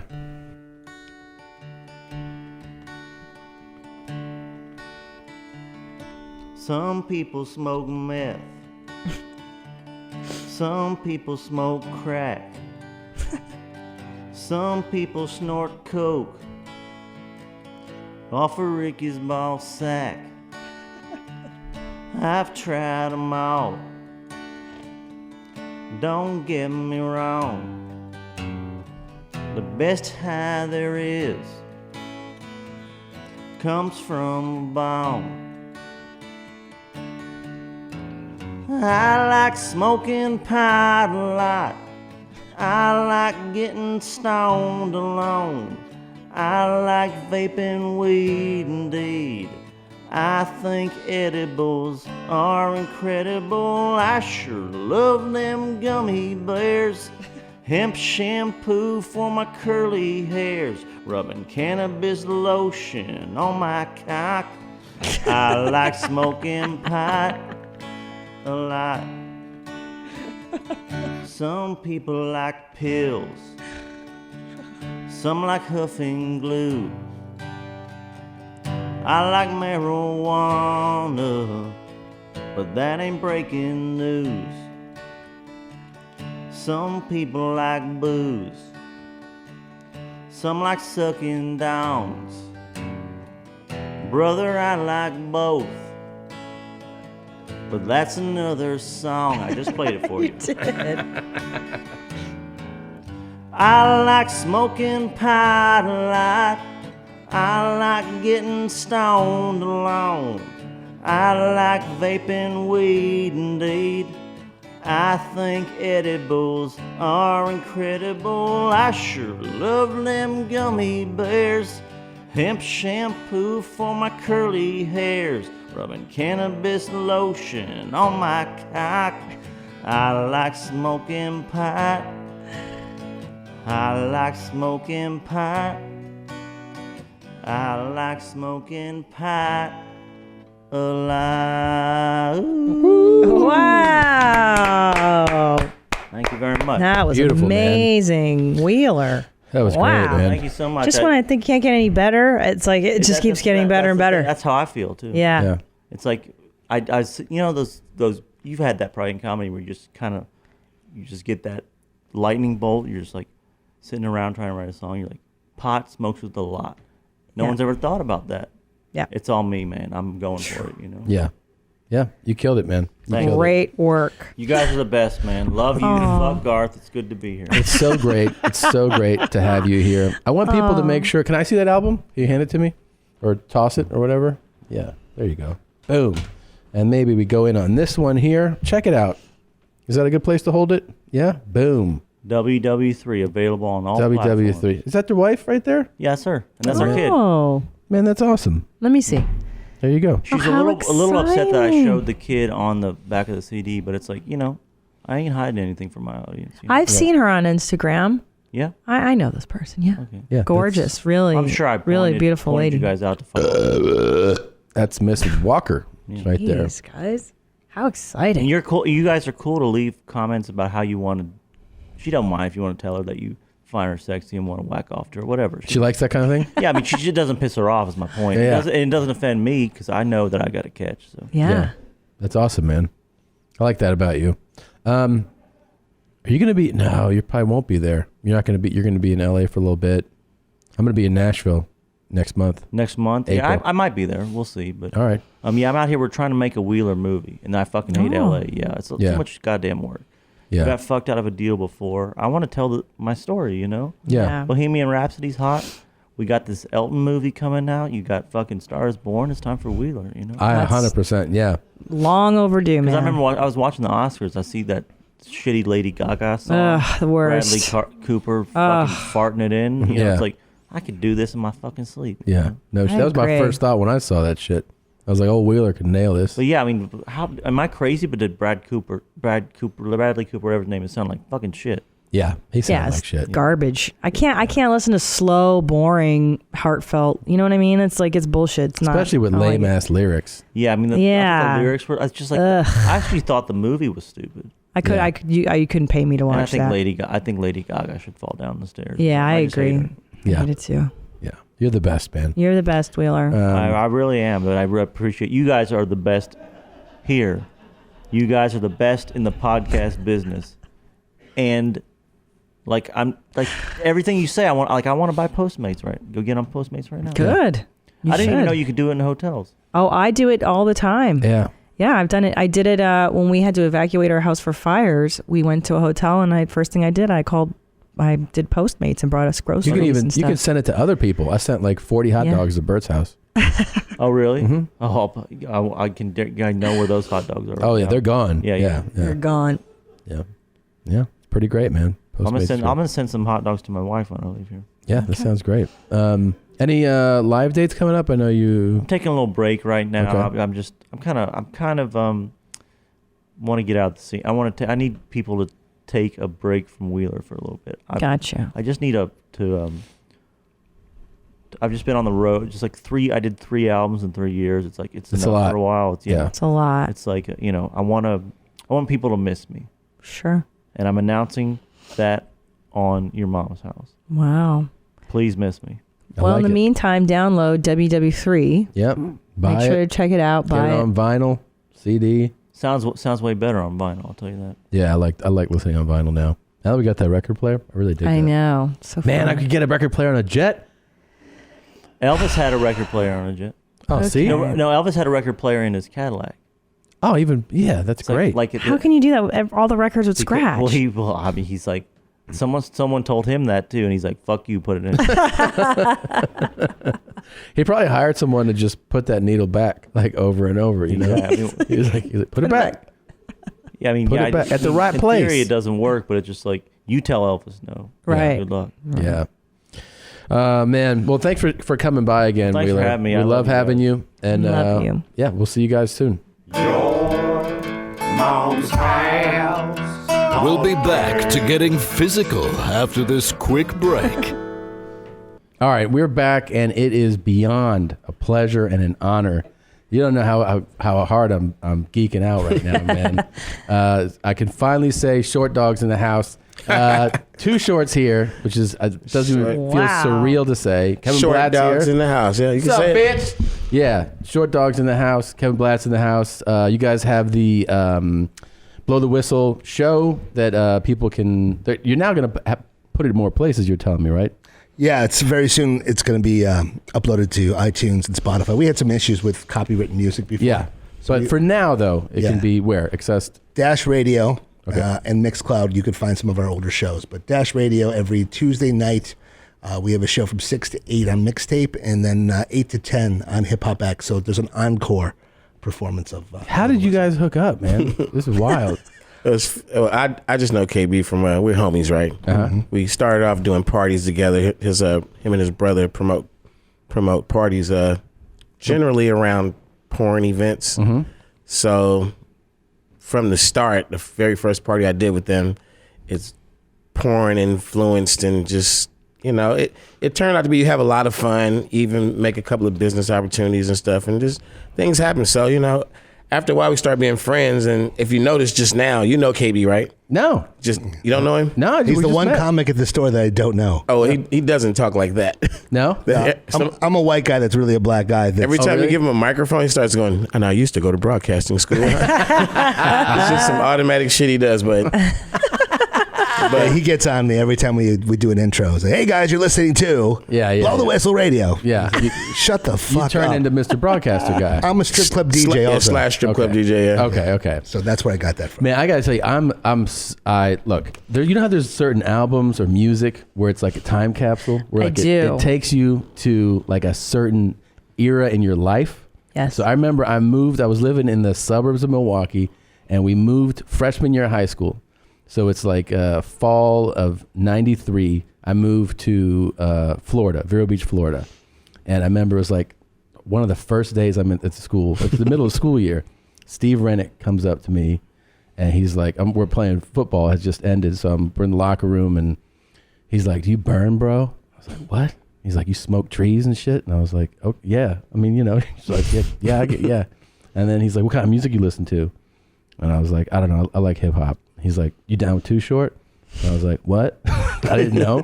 And he was like, 'Check this shit out.' So he gave me Get In Where You Fit In. That shit stayed in my CD player not just through freshman year, through getting my learner's permit, through getting my driver's license. So you're telling me that Too Short helped you learn how to drive? I mean, I was like, I want to be a pimp. This is what I'm going to do with my life. Either that or the tape. Did the tape get stuck in your machine? It was a CD. So it's a CD. Okay. He played it till it skipped to the. Scratched up. Got a new one. Leaning, with the hat, the black hat to the side, and I was like, this is what I want to do with my life, man. I want to be a pimp. Well, it's a lot of people get it, but the majority of people don't get it. That part of the Too Short legacy, the things that make certain songs timeless. Yeah.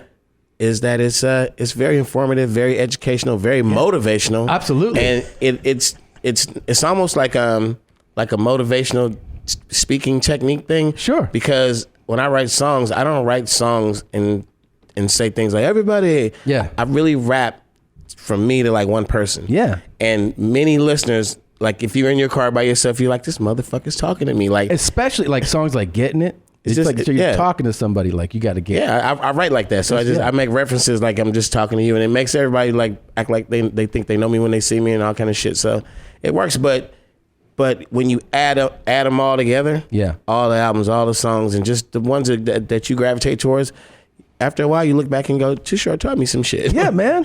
Absolutely. You did teach me some shit. she's looking at me like I'm crazy. No, it's funny.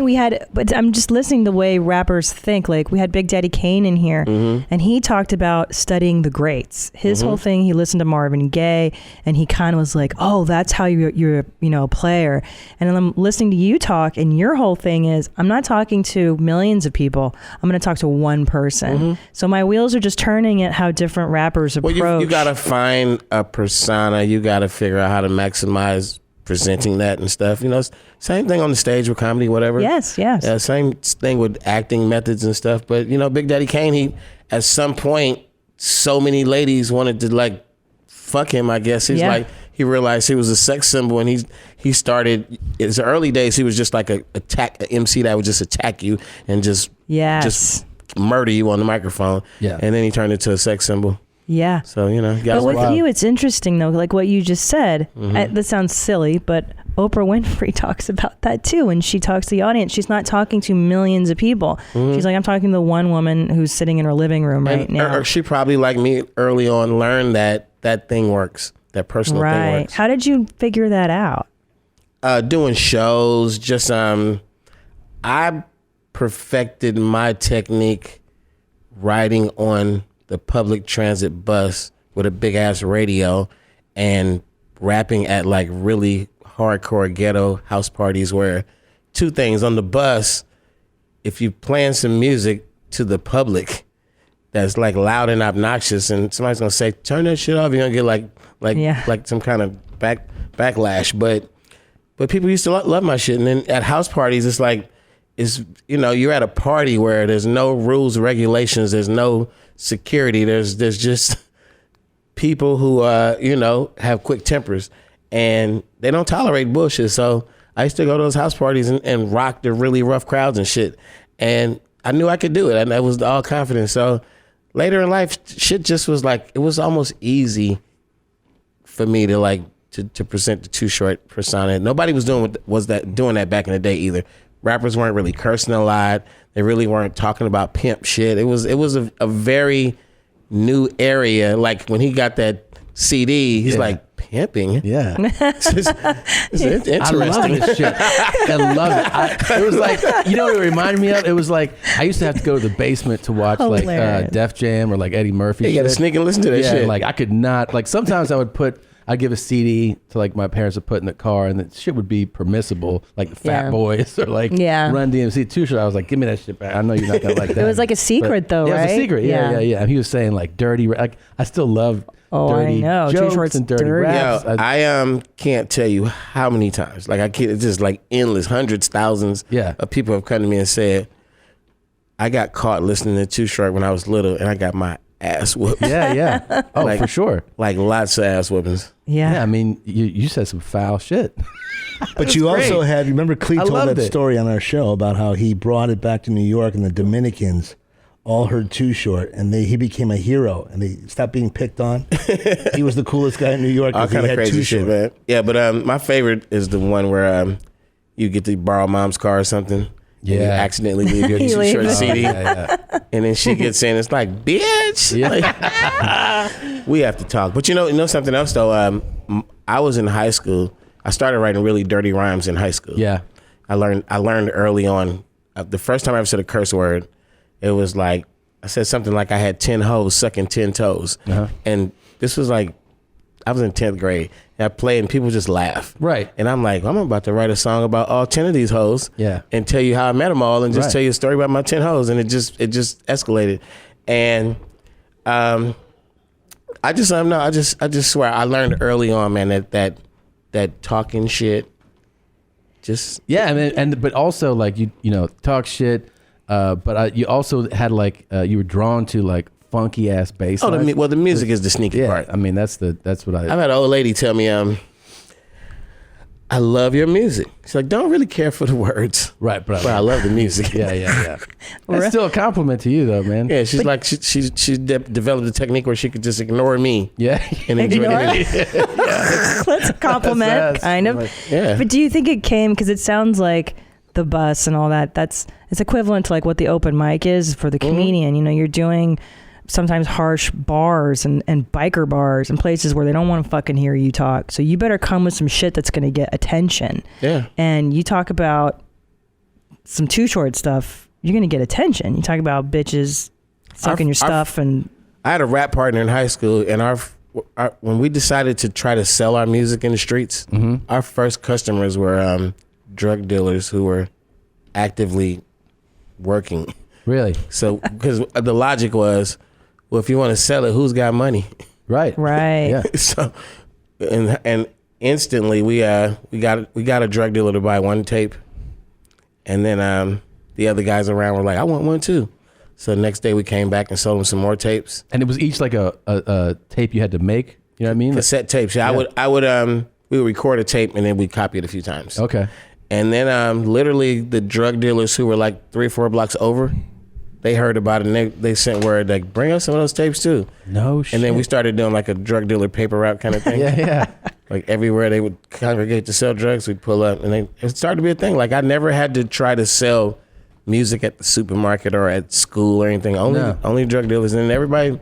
Did you foresee when you're selling the drug dealers these tapes that like this is actually like, is it wild to you that it turned into like legit? No, we were in high school. We were really just trying not to work at McDonald's and shit like that. We were not trying to be stars. We just wanted to get the money. Do you ever have this? This is like, do you ever have where you listen to a song, any song, and you realize you've been saying the lyrics the wrong way? Like, you ever had that? Always. Dude, do you know that I paid you, right? Do you know I paid you? No. I licensed. So in my last special, I licensed Blowjob Betty. Okay. I paid you so that I could say this line. I fucking said it wrong. I've been saying it wrong for 30 years or whatever. What'd you say? Check it out. A bust a left nut, right nut in her jaw. Sperm on her cheeks is all dissolved. There you go. Well, yeah. That's all she saw. I said it wrong for fucking since it came out. Oh, that's cool. man. I was so Hey, Short, embarrassed. give him his money back. It makes sense though. Yeah, thanks, Kev. Can I get my money back? It makes sense still. It is, right? It does kind of make sense. But anyway, It didn't really dissolve though. It kind of just. I think it's all she said. Did you feel bad when you killed her with your nut? Yeah. Can we talk about that? That was actually like a proud moment. Because if you analyze the story. Let's go through the story. Yeah, let's go through the story. If the story starts off as she was a girl who did business with me.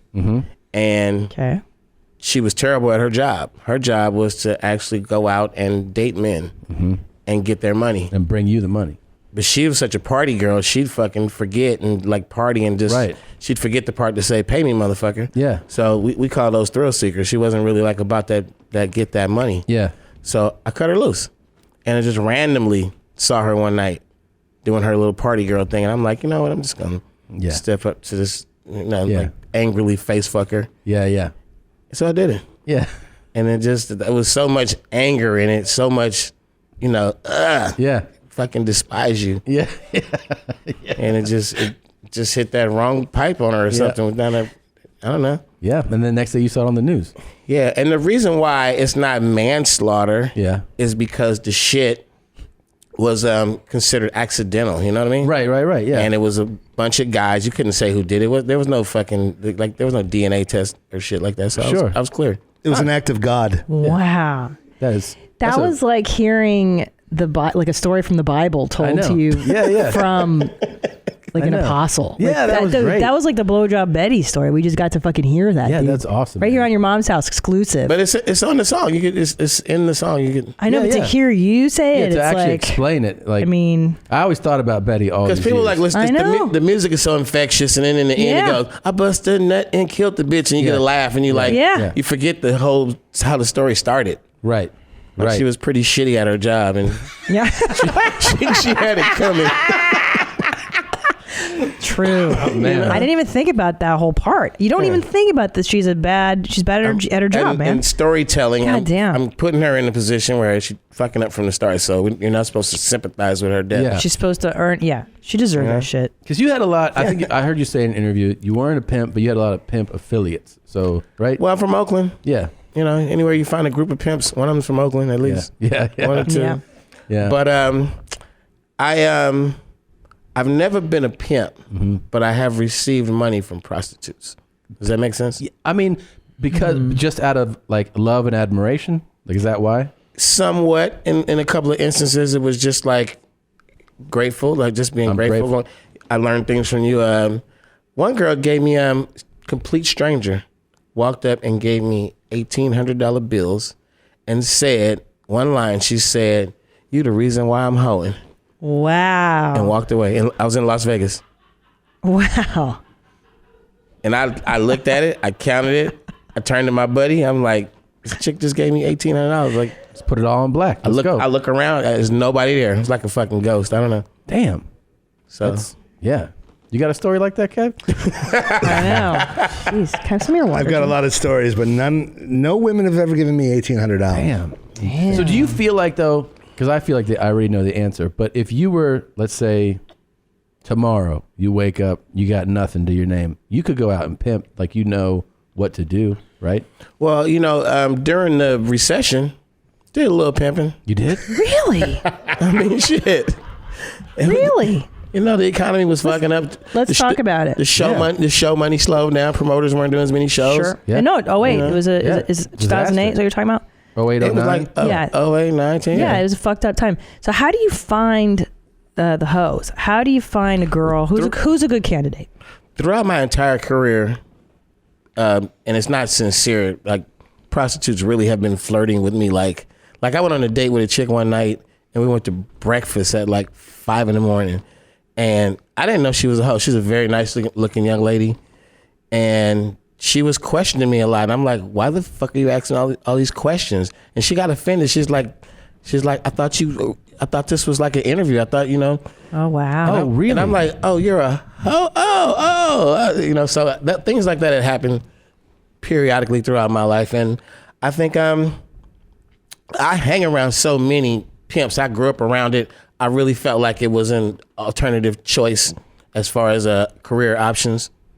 But my parents really wanted me to go to college. They weren't super happy about the rap thing, but then they would have been really upset about the pimp thing if that happened. Yeah. So along the way, I learned a lot because I would actually study different things, literature and stuff about pimping, shit like Iceberg Slim. Just it's a lot of shit out there that you could read. Yeah.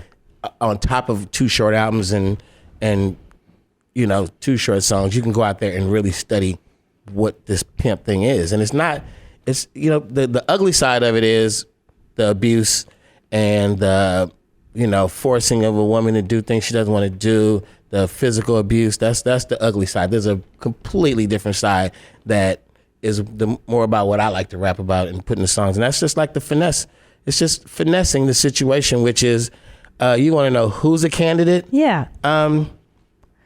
Prime candidates would be like, okay, you're in Las Vegas and you had a few hoes and slowly but surely you lost all your hoes. You wake up one day, you got no hoes.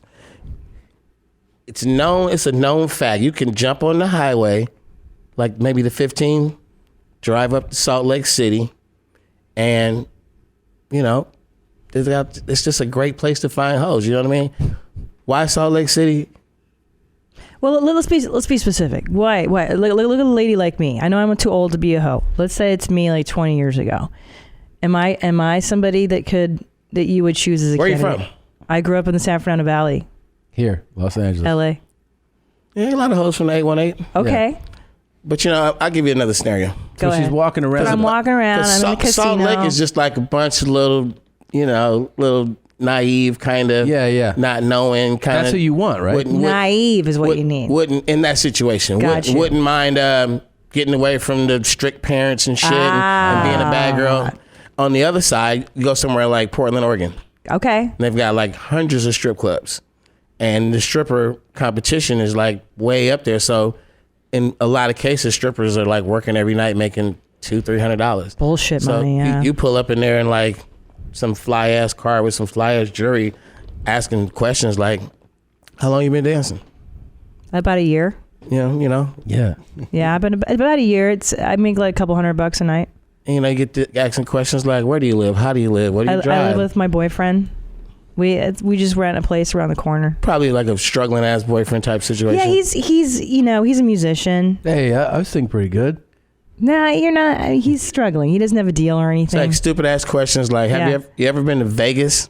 I love Vegas. I mean, that's what they say. Is that what they say? See, so far we're vibing, right? And then you go, get in the car, bitch. No, wait, but so far so good, right? Am I in? Long story short, go ahead. The easiest and quickest way is just a bigger and better deal. Oh, so you're So I'm like, I'm I painting like your jewelry. I'm painting a bigger, better picture than everything that's going on in your life, and then I'm also informing you how. No, not right off the back though, but the numbers are really great. They're really great. Like, how much could I make with you? Like, if I go with you, like I make $300 a night here, and you I just don't tell her right away you're going to be giving me all the money. Well, right? Well, how does he get me to get in the car and go and leave my stupid boyfriend and stuff? And then do you offer to be my new boyfriend? I'm also establishing one thing, that you don't fucking have great money managing skills. You don't. Right. Because you're in a fucked up position right now. Yeah. You really drive a fucked up car. Right. You live in a fucked up place. And I don't. So stupid ass. You got your shit together. Trust me. So in Vegas, though, literally, though, there have been times, I don't know the economic state right now, but I'm pretty sure it's pretty good now, because it seems like a good time in the country as far as economics, people having money. Yeah. When people have money, they like to buy pussy. So. Oh, perfect. So you're telling me there's a lot of opportunity. Now, what about my boyfriend? Do I get to bring him or do I leave him behind? Who gives a fuck? Fuck the boyfriend. Okay. I mean, who cares? If you got a business deal, you can. Gotcha. It could be like Sharon Stone in Casino. Yeah. You know what I mean? Whatever the fuck. Okay. Double life, whatever. But you should the math is easy. You make about $5,000 a week, Wow, that's really good. But then when do you drop it on her? And that's average. You should really do better than that. When do you drop it on her, but you're going to give that all to me? Yeah, what's my take? Everything you want. What do you want? I want $5,000. No. I'm saying, what do you want? Things. What do you want? Oh, stuff? Yeah, what do you want? I want a nice house. I want a nice car. I want like health insurance. Well, get my teeth fixed. You got to hoe the fuck up. The more you hoe up, the more you can get all that shit. Oh, okay. And we're gonna get it quick too. And quick. That's what I like. I like quick. So that's I like handbags. Okay, so let me tell you another story. Yeah. Listen up, bitch. So, go ahead. So you're like really skeptical about this. You're like, I don't know about selling my pussy. Right. Like I don't mind a lap dance, but I don't know. I'll dance. Yeah. So take you to the strip club. Strip clubs are rough for like rookies. And you come back, bitches are mean to you. Yeah. You can't get none of the special favors that they're fucking haters too. They all hate me. They're putting you on the stage when no money's out there, like just all kind of shit. And you're like, this is bullshit. So what I would do is I would tell you to go out on a date with a friend of mine's girlfriend. Just go hang with her and watch what she does. So she's going to take you to a hotel room, and a guy who's already been prearranged is going to come in and pay you guys $2,000 just to like dance or party and hang out with him. And you might be expecting to have sex with him. He's gonna be like, "Oh, I just wanted to party," and he gives you $2,000, and you come back to me and go, "I made a fucking $1,000 for doing nothing. I love this shit." So it's like brilliant. There's 1,000 scenarios that, and then there's the other side too, where you're coming from a really fucked up situation. Yeah. The fucked up life. Yeah. Like piece of shit. People are doing bad things to you in the house you live in. You fucking hate your life. Yeah. And you like just quickly go, Black Pimp, take me away. Yeah. Black Pimp, take me away. Like Calgon, take me away. Calgon. Yeah. I love this. And I know some dope white pimps too. Okay. I don't mind. I like you. I'll be my pimp. Are there really dope white pimps? Yeah, I mean it's Really? it's logic, bro. It's like logic. And I do the shit musically, entertainment. I find the humor in it. Yeah. I make it educational, but also it's fun. Yeah. I'm not giving you the dark You side like of this shit. the gift of the gab, like the spitting game of it all, everything, all that. Yeah, I mean, if you're a really talented pimp, you don't even ever have to touch her. Yeah. Literally, It's all Let me ask you this. Okay. Let's say there's a gentleman with a lot of money. Mm-hmm. He wants to do something. Okay, maybe he and his friend want a double anal with me. I'm not sure I'm ready for that. How do you talk me into doing the double anal? You would have a barter system going on there. Okay. And you'd call up another hoe that might not even be your pimp's other hoe. You might be like, bitch, I got a job for you. And then she's going to throw you a job. No, I'm Oh, you laughing. said like I trade her out. Like I'll be like, dude, you take this double anal and I'll take your Pissing my guy eyes. who wants to pee on me. Or just throw me a favor later. Because Gotcha. they're definitely going to give her a whole bunch of money for that. So That's a lot of money. Yeah. she's going to get a lot of money for What that. else she get for a double anal? What's that worth? She better get about $2,500 and Per guy? whatever. Or the Just- whole thing, It $2,500. sounds very humiliating. So Yeah, it's very humiliating. That's probably a lot of. It's not going to be good. It's going to hurt. Black Pimp, take me away. Black Pimp, take me away. I swear. I believe you. Wait, so what's your percentage? All of it. 100, Just all of it? 100, and then the more you work, you get spoiled. Yeah. So you decide like how much of that I deserve per custom. Like there's no fixed rate. You get no money. Oh, You stupid bitch. Oh, you just keep me alive and like you give me a handbag every now and then. You stay with the logo shit and the fucking fly ass car. He pays for the hemorrhoid cream when you get for the double anal. See how your nails are all Gotcha. done I get my nice? nails done. My hair gets done. That's all you do is just work keep my and, shit and, nice. and you doll it up and you sit around and you ball out and you. And how much do I have to work? Like every night, or do I get a night off? Days too? What's my schedule like? Okay, that's funny too because it's, and this is just from knowing the life. Yes. Like literally, you might have a guy who's like, go hit it like 4 or 5 nights a week, and the girl will be like, I feel like I can get more, and she'll be hitting that thing 7 nights a week on by choice. Yeah. Wow. And that's overachievers. Yeah. Overachiever. You need overachieving They're in hoes. every walk of life. Yeah. Okay. So there's hoes that really did you know get it. this? That is the best way to become a pimp is to actually find yourself with a real hoe. Like before you even, when you're a rookie pimp, you get a veteran hoe. Oh, right. Oh, okay. So she shows So you. she kind of teaches you So how to. teaches you how to be a pimp, and then Wow. and then just get your feet wet, and then she'll probably like bring you a couple of a real hoe can make a pimp. She could like pick you, like you look like you could be a pimp. You kind of got the swag. Do this, dress like that, drive like that. When you walk in the room, act like that. Then she go get 2 other hoes and say, I got the greatest pimp in the world. Be with him. Next thing you know, you went from nobody to walking around with 3 hoes, and they bringing you how much? 20 nothing. 15,000 a week. 50,000 a week. Oh, sorry, that was my take. Sorry, I got confused. I forget. You get Sorry. nothing. Do I get any spare cash? This hoe don't know yet. Like some spare cash? Like, because how do I get out of hoeing? Like, here's the deal, man. Once I'm in the hoeing, like, I want to see it. Like, okay, let's say I go with you. I want to eventually, I'm So, going to age out of that shit. I'm Let me fucking tell you 42. what sneaky hoes do. Yeah, tell me what a sneaky hoe does. Sneaky hoes make $1,500 a night and come home with 1,000. Oh, They shit. dare to not give you all the cash? Yeah, but those sneaky ass hoes get their wigs pulled They're back. going to get their shit. That's just saying bad. I wouldn't want to be dishonest. It's called an escape plan. That's how you do it, though. You skim a little off the top. Because you look at your guy, he might be like flamboyant, and he's buying you a BMW and buying him a Rolls Royce. You're like, my Beamer's nice, but look what he, Yeah. and he's the big boss, and they get mad a lot too. Hoes get mad. Of course, because they'll figure it out eventually. Like, whoa, what the fuck, man? Like in my case, I party a lot, so I get a random phone call, and it'll be like noise in the background, and I'm like, hello? It's like, oh, you fucking partying? I'm out here. I just ran from the fucking police, and you're partying. Right. So you just get like the whole blues. That's why I'm not a The pimp. whole blues. That's why I'm not a pimp. That's the main reason why I'm not a pimp. Because of those phone calls? Because of the fucking psychotherapy. I bet. Just the therapist part. I don't like that part. Of therapizing the hoes. Now you got it. You have to be. You have to be all that shit. You got to be her fucking father. Her fucking boss. Her fucking accountant. Her motherfucking psychiatrist. Yeah. Oh yeah. And too much bullshit.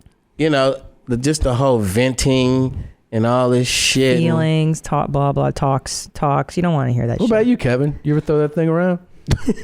Hoes don't appreciate; they depreciate. So, there is really no escape plan. There's no 401k. Ask him about his porn star relationships. You have porn star relationships? I've had many. You've dated porn stars? Oh yeah, this is something that Short gets on me about all the time. He's like, you're not supposed to like wife these girls up. Thank You're you. supposed to I just, like, agree. wham bam, thank you, ma'am. You But don't you've wife a actually hoe been in up. relationships? As Sam Tripley would say, shout out to Sam. I'm just the guy who likes broken toys. I like to play with the broken toys. I love Sam But he Tripoli, does by the way. monetize the relationships. He does? Yeah, come on, yeah. I'm Jewish. I mean, wait, so tell me how, though. Bitch, get up and go to work. Go to work. Oh, you do? All right. Well, so you know, you're one of these guys who has zero, though, insecurity about her doing her blow bangs. Never. Well, I never did blow bangs. So my last girl was a webcam model. Okay. That didn't sound They right. always have the webcam room at their house. Yeah. So, people would come over to my house and there'd be girls sitting on balloons in the other room doing all kinds of The niches. room and kind of stuff. looks like this room. Right. And everybody's like, I'm trying to watch a basketball game and literally girls are like fingering each other in the other room and sitting on balloons and popping balloons. They're like, dude, you've got like 5 hot chicks in the other room. Like, why are we in here Why are you watching the basketball? fucking game? Yeah. I'm like, because They're that's working. They're working. They're working. Let them work. Damn. She needs to buy some stuff, and I don't want paying for her hair. It's $300 for her I'm fucking hair. Fascinated by this. Was you brokered sex tapes, right? Yes. And some big one, the biggest ones. The biggest one of all time. Was that before you dated girls in this industry, or No, I was dating a bunch of girls, and in fact, when I first met Short in '99, I was kicking it with this porn star named Houston. Oh, I remember who was a friend of Houston. mine, and she did the Houston 620. She fucked 620 guys in one day. It's a clever marketing there. Well, 622 would have made her a whore. That's the way I look at it. By the way, before I forget, was it a marketing ploy? I remember being sad when Getting It came out, and you're like, "This is the last album." I was like, He's gonna retire? shit. Yeah. Was that marketing? Because it's brilliant. Yeah, it was all numbers. It was. You had 10. Our marketing scheme for that album was the retirement. Yeah. What was it with all the media and stuff? Yeah. The announcement and then the party and shit. And So you're like, this is it, and everyone's like, "Oh shit, this is but it." at that time, that was my 10th album. I remember. And it was unheard of in hip hop. Like nobody had 10 albums. And now you have 73 albums. About 20. Yeah. 20 something. 20, I don't know. 20. Jesus Christ. He's got a new album out right now called The Pimp Tape, which is awesome. Well, awesome album. It's also very educational. It's like a re-education. All right, I'm gonna get that shit for sure. Mm-hmm. All right, sorry. But Short threatened to retire like 4 different times, and then he also threatened to get married when he did Married. What? Remember he did the Married to the Game album. I got married on hypothetically. Oh, okay. To the game. Look it up right now. You on the internet? Yeah. Google Married to the Game. It makes a lot of sense. Short's a player for life. Too Short Married to the Game. Short, one question. What's the most common thing men buy when they buy a prostitute? What's the thing you sell the most? BJ's, straight. I think you'd have to ask a hoe. I never asked a hoe, what did you do tonight? Like They don't tell you. I don't want to know. I don't. Yeah, that's true. I really don't. Fair enough. That's his wedding picture right there. There it is. Okay. And it makes sense, right? Yeah. Yep. Yep. Oh yeah. Look at the one. I never seen that one over there. Go up. That Go makes there, a lot of scroll sense. down over there to the right with the 2 brides by themselves. Hey, Two hey. brides by Nice. themselves. There you go. There you go. That was a great wedding night. I bet. Oh boy. What's the most women you've had at once? 4. 4. At the same time, yeah. Yeah, yeah. I never was into that thing where you like bang a chick, then like wash up and go bang another chick. I never was into that shit. Like But 4 at once. I was never into that because I like to indulge. Yeah. Okay. So if I'm indulging, it must be something I'm really into. I don't want that bang, get the fuck out, and then looking around bang. Like I'm not a pervert like that. Yeah. But the night that I had the 4 chicks, it was like, I think they were all like rolling, super rolling. They were all feeling good and shit, and we were in a hotel room, and I was messing with one girl, And, she told the other girl, it was good. Well, can I try it? Yeah, it was good. And they like passed me around. They passed you around. I thought that I was doing it to them until I thought back on it years later, and I was like, they fucked me. Yeah. They ran a train on me. They did. Damn. Poor man. But short sitting in the shower, little rape shower with the water coming down. I just feel so used. And they argued over the last condom too. I remember that shit. They argued. They argued over the last one. Who was gonna get that last bang? Man, do I have the same story to tell you. So those looks. Yeah. So wait, I'm waiting on bracing myself. We can all just tell our old hoe stories. We all have old hoe stories. That's right. We all have old Don't hoe fucking stories. make me the only hoe in the room. You know I've got some old hoe stories. Don't even talk to me about your old hoes. Why? Yours the nastiest of all of them. I was pretty nasty. Oh, stop. Well, you guys are married, right? Yeah. Yeah. That's the best. Yeah. So you guys traded old hoe stories? We have. Yeah, but he's nastier than me. I remember you were Tom has no You were standards. at that Puerto Rican. I did love Puerto Rican dudes. Jesus Christ. You went like this, like there She was was at two a- cocks at I one time. never did. I never. Get out Wait, of so here. let's talk I'll about, never admit it. how about how do you get so a nerdy? sex tape and then become like, all right, I can handle getting this out there? How do you get the first one? That's what I'm brokered? saying. Yeah. It's a good story. So I had some friends that weren't allowed to really be in the internet business or telecom business based upon some prior Convictions? activity. Let's just say they were wanted by some people. They called me up one day and said, hey, we got this tape of this socialite. Her name's Paris Hilton, and we really want to put it out, just like our friend Seth did with the Pam and Tommy Lee tape. So I knew all these guys from back in the day, and I knew what kind of a debacle that became. The Pam and Tommy Lee thing, that was a scandal from the start. It was like a scam. It was never stolen or lost. It was stolen. It was that 100% was stolen out of their house. It was stolen. Did they make money off it? They never made a dime off it. Okay, so that was the standard of what not to do. That was a And then standard of everything what else- not okay, to okay. do. So some friends of mine in Seattle who had learned through that said, we know what to do with this, but we can't put our names on this. And we want you to go out there and publicize this thing for us. And I'm like, well, what's the worst thing that could happen? I'm a PR guy in the porn business. And this tape is interesting. And I met with the guy who had the tape. He was a roommate of this guy, Rick Solomon, who's now known as Rick the Dick. That's Rick in the Paris tape? Or as we call him, the 50% copyright owner of the tape. So Rick... Around that time, Rick was banging a bunch of Hollywood chicks. he was? Too. Oh, yeah. Okay. Shannon Doherty, all sorts of like Hollywood people. He was the guy that was on the inside of a Now, lot of stuff. can I ask you before you go further? Yeah. Did they make that with this intent, or was it made for fun? Another good question. So originally... The lighting was pretty good. It was, Yeah, it was pretty the good. original tape was a green X-ray vision tape, if you remember correctly, where her eyes are kind of glowing in the dark. Yeah. Uh-huh.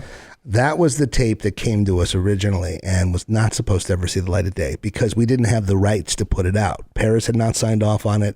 Rick had not signed off on it. And all we got was a bullshit story from Rick's roommate who said he's got the rights. He's going to do it for Rick. So we gave this guy $50,000 up front. And Damn. And a third of the back end profits was our deal.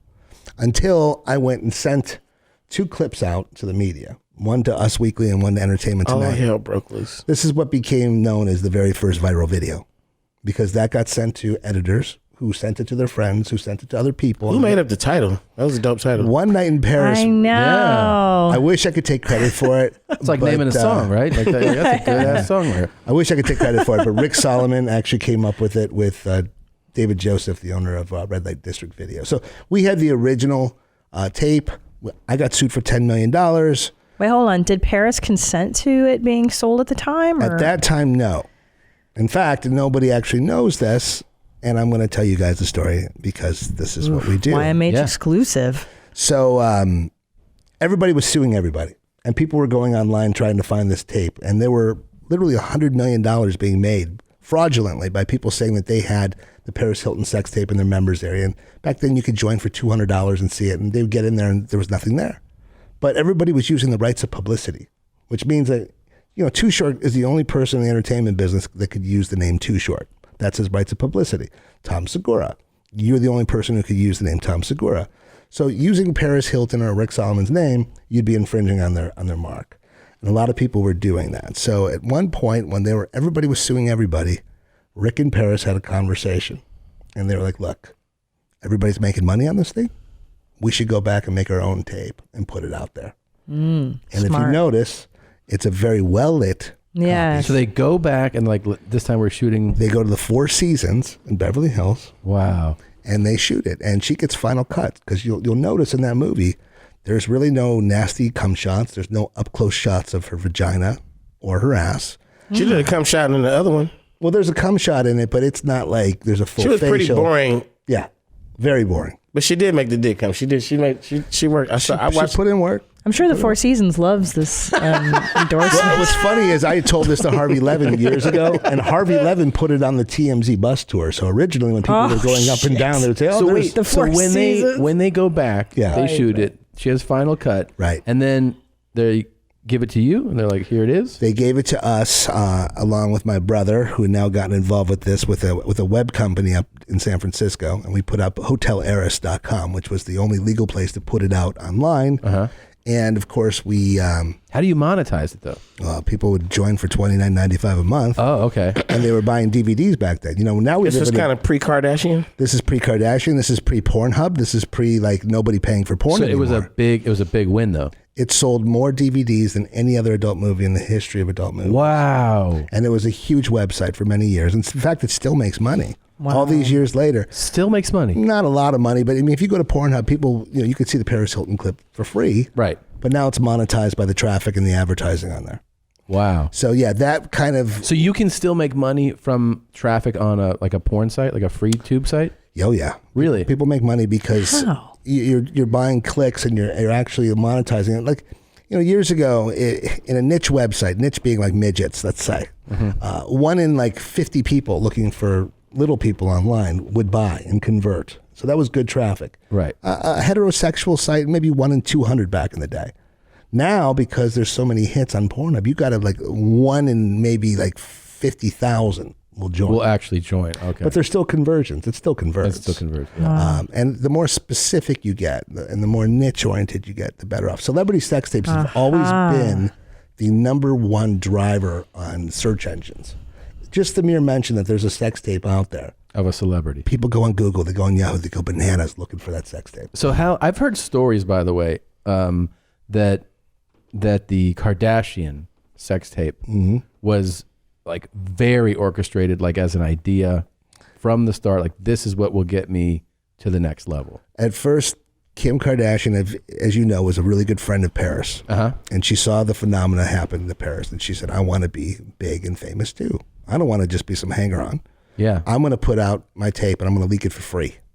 And that's when Ray J came to me and a friend of mine, and we had a meeting with him, and he was like, look, she wants to put this thing out there for free. I'm like, no. You guys could make lots of money with this. Yeah. And he's like, well, let's do this. And I said, well, let me take you over to a couple places. So initially I wanted to bring him over to Red Light, which is where we did the One Night in Paris. And then I wanted to take him to Vivid. He kind of sidestepped me, went to go see Joe Francis over at Girls Gone Wild, who was best friends with Vivid. They kind of cut me out of the whole thing. But again, I'm okay. I ain't mad at it. Yeah. I'm still making money off sex tapes all these years later because people still come to me with sex tapes. Wow. But you don't put them out. No, now I make sure they go away. And if there are people... What? Wait. If you're a It's more money in making them go away. Yeah, is that even possible? Well, it depends on the circumstance and if you're a copyright holder. Obviously, if I steal your cell How much phone, would you pay for your sex tape to go away? We were just going to talk about this. So what do you think we well, could Tom get? and I making one. Yeah. So like I'm talking about one of the old ones, the Puerto Rican ones. Sure. The Puerto Rican ones. How much would you pay to make it go away? God. I wish there was one. Oh, stop it. There's no Puerto Rican tape. How dare you? That double. Can you believe it? How dare you guys? I wish I could see it, and I'd love to see that. Well, if you guys did a double anal tape, I'm pretty sure. Tom and I? Yeah. I mean, listen. I'm pretty gross. Do you think? No, that, we're both. I have two children. I'm 42. The boobs aren't where they used to be. You know what I mean? Listen, this is exactly what goes to swinger parties. Guys, right. People that look just like you. Great. Stay away from the bukkake. Yeah, stay away from bukkake. Oh, no, I wouldn't dream of it. Have you been to a bukkake party, Short?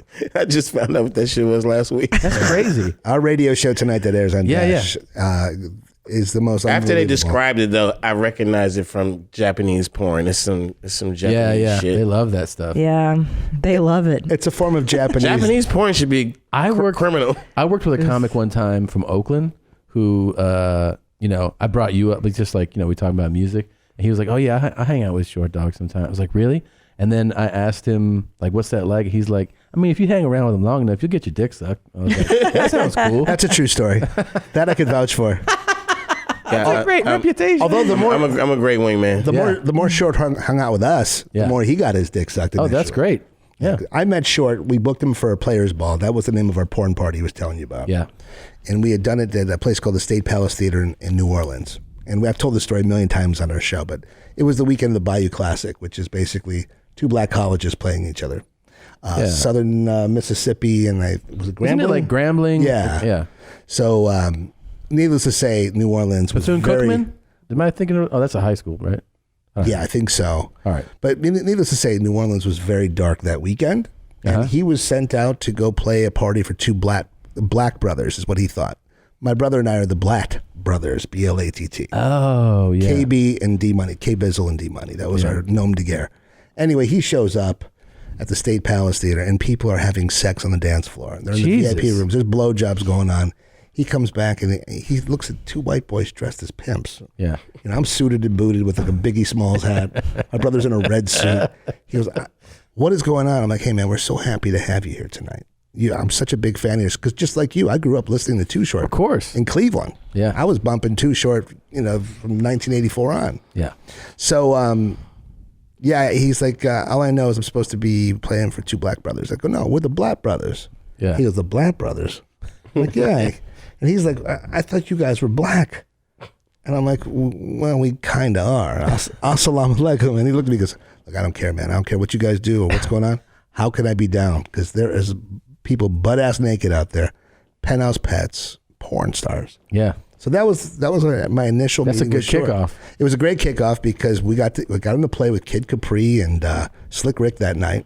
And it was all my hip-hop idols. That's awesome, man. And back then, I wasn't really like participating in any like AVN awards and none of that shit. And then you hear these guys come along and they're like got the backstage passes to the AVN awards. And yeah. We're like, sure, we want to book you at the Playboy Mansion for a party. He's like, I'm down. That's dope. So we had some good times. So that's how we became friends. I'm happy to say 20 years later, I host a show with Too Short. We're friends. I was in a limo with KB one night, and these chicks are like, porn chicks. They're like, I wish I could just fuck a regular guy right now. I'm like, man, let me out the car. I think you went in, right? Maybe a little. Well, we had male talent that didn't show up that night. I'm cheap, so I'm like, oh, hey, you know what?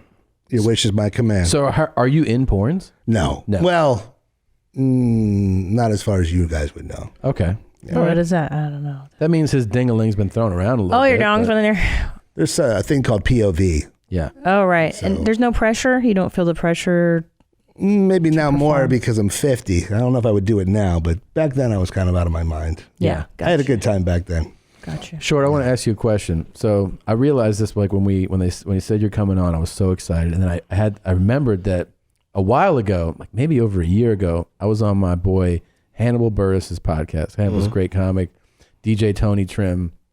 And randomly, I forget how we got into it, but we brought up Blow the Whistle, the song. And I realized that in my memory, I was like, oh, I broke down what that song's about. Like I was a professor teaching them. And then I realized that since you were about to come here, I was like, I don't know if I got it right. I just decided that. So can we show it to you and you tell me if I was accurate or not? Let's go. I like, by the way, do you ever like really explore, at the time I didn't, I'll just be honest, the concept of Blow the Whistle? It's actually pretty deep concept in and of itself that he's a referee calling a personal foul on you taking his expression of that word. Right? Like that's pretty... I didn't even catch that that's what the song was about. Yeah. So the song, Blow the Whistle, is that he's a ref, basically, blowing the whistle. So he's for a you character. you're saying biatch the way he said it. You're stealing from him, man. He's coming from the perspective of the referee. He is, So he's playing a character. Blow the whistle. So he whistle. Like, remember he does like that Dave Chappelle, I'm proud of you, man. Yeah. But like, you're saying bitch like I say it. And so are all these other Blow people. the whistle. Blow the whistle. That's a good way. Yeah. That's a good way of calling somebody out. It is, man. That guy fucking up. Blow the whistle. That's pretty cool, actually. That's he doesn't fucking get awesome. credit for that because it's always getting his dick sucked. But How'd I do? You were on it, kind of. Uh-huh. But it goes a little bit further than that. Okay. Because once again, if you just listen to the words, it's actually I'm the ref, and I'm blowing the whistle on people who are doing things they shouldn't be doing. It's not really the word bitch. In the song, it talks about doing too much drugs, partying too much, staying up for days, just doing shit that you shouldn't be doing. And it's like, it talks about falling downhill and just if you can't hang with the big dogs, stay on the porch. You can't do this shit. So, because you keep fucking up. So it kind of goes in life in general. If you see somebody fucking up, just blow the whistle. Hey, man. Throw the flag on them, whatever the fuck. So I was almost there. You were going up there. I was like, is he going to get it? All right. Some little kids told me it means suck my dick. Really? I didn't. That wasn't my meaning, but it's like, yeah, it means suck my dick. Generally. I'm just saying. All right. Well, cool, man. I'm glad to know that I almost got it right. I had no idea. I just liked how it sounded. I was owning the word bitch. It was the way you say it. It was starting to be an argument out there of where it came from. And I overheard that argument one day. And somebody was saying, now Too Short made this shit. Get the fuck out of here. That shit come. And they were logically putting it all over the world and shit. And I'm like, nah, I gotta own this. Yeah, because you definitely. So it's cemented now. It's not. There's no dispute, no debate. Yeah. It is solid. Yeah. Too Short said, made it. That's it. And you got to give a little credit to Rudy Ray Moore. Yeah, because I can take you back to some of his songs when he's in Dolomite character. Yeah, and he's talking in the movies and on some of his records, and he goes, "Bitch." Yeah, and he doesn't. I'm like, me and my rap partner back in the day, we didn't get it from him per se. Yeah. But he was one of our influences, so sure, indirectly, that's where it ended up. So he's getting a little credit too. Okay, but you're the one that said, you made biatch. it. That's you. And then Snoop Dogg when he got with Death Row, right? He does it. Then they adopted it, and then I give Snoop the credit for making it go so pop. Yeah. But I gave it to so many millions of people. And then he was one of the ones who got it ingrained in him, and he passed it on to so many more million. Yeah. And then everybody felt, I've seen comedians, I've seen it on TV shows. Oh, crazy. It is embedded in pop culture. People go, you should copyright and own it. I'm like, no. Speaking of, do you have the button with you? It's in the trunk of the car. Oh, it's in the trunk. Hopefully, yeah. Short's now marketing these buttons, the bitch buttons, which you could find on shortstore.com. Oh, yeah. And you basically hit the button and it says, biatch. Oh, come on. Let me get one of those, man. We got to get one of these. I'll get you one. Thank you. Yeah. Now, let me ask you about this. I'm about to turn 40. I'm trying to get her. I'm a big hip hop fan. Get some jewelry. What's up with that chain, man? Tell her where I can get one. You got a good jeweler for her to call? Oh, for God's sakes. Yeah, a lot of hip hop jewelers out here. I feel like it's a tough one, man, because I had different kind of jewelry for different kind of reasons. Yeah, okay. And the bling bling is, you got to have a purpose for it, Yeah. If you don't really have a purpose, it's just like a waste of money. It's silly. If you're not flashing it in videos and tell them the story you told on our show. But he's fucking Too Short, baby. He needs the chain. You're Tom Segura, the comedian. What's you up? Really fucking need a chain for that? He's a famous rapper. Yeah. Maybe he's a famous rapper. Everybody needs pimping tools. There you go. Yeah. Everybody? Everybody needs pimping I don't know about tools. everybody. How am I going to get hoes if I don't have nice jewelry? Literally, though, if you rolled up with some big rims on your car, and some jewelry on, start spitting, life would change. Yeah, that's all you need for hoes. That's it. But then you wouldn't get nice ladies, you'd get hoes. Yeah, you don't get the nice ladies don't. That's cool. I'm down. Respond to that. I want to check out some opposites hoes. do attract, though. Yeah. What are you saying? Have you seen you got to go back and research some white pimps. White pimps get it. I've seen a documentary. Mr. White Folks. Mr. White Folks. Pimps Up, Pose Down. Pimps Up, Pose Down. Kevin Iconic. Yeah. Mm-hmm. I think you could play Mr. White Folks. I'm close to it. Yeah. Snoop used to call me Mr. White Folks when he's really. Yeah. He thought I was the guy that was in. Then he saw White Boys and he thought I was the guy that was in White Boys. Mr. White Folks. He thought you were Mr. White. He gave me my nickname, K-Bizzle. Oh yeah, that sounds like it. It's the name of my company. Okay. Man, as a white guy, getting a nickname from a black rapper It was after he won his adult award for Doggy Style. Where you guys at in that picture?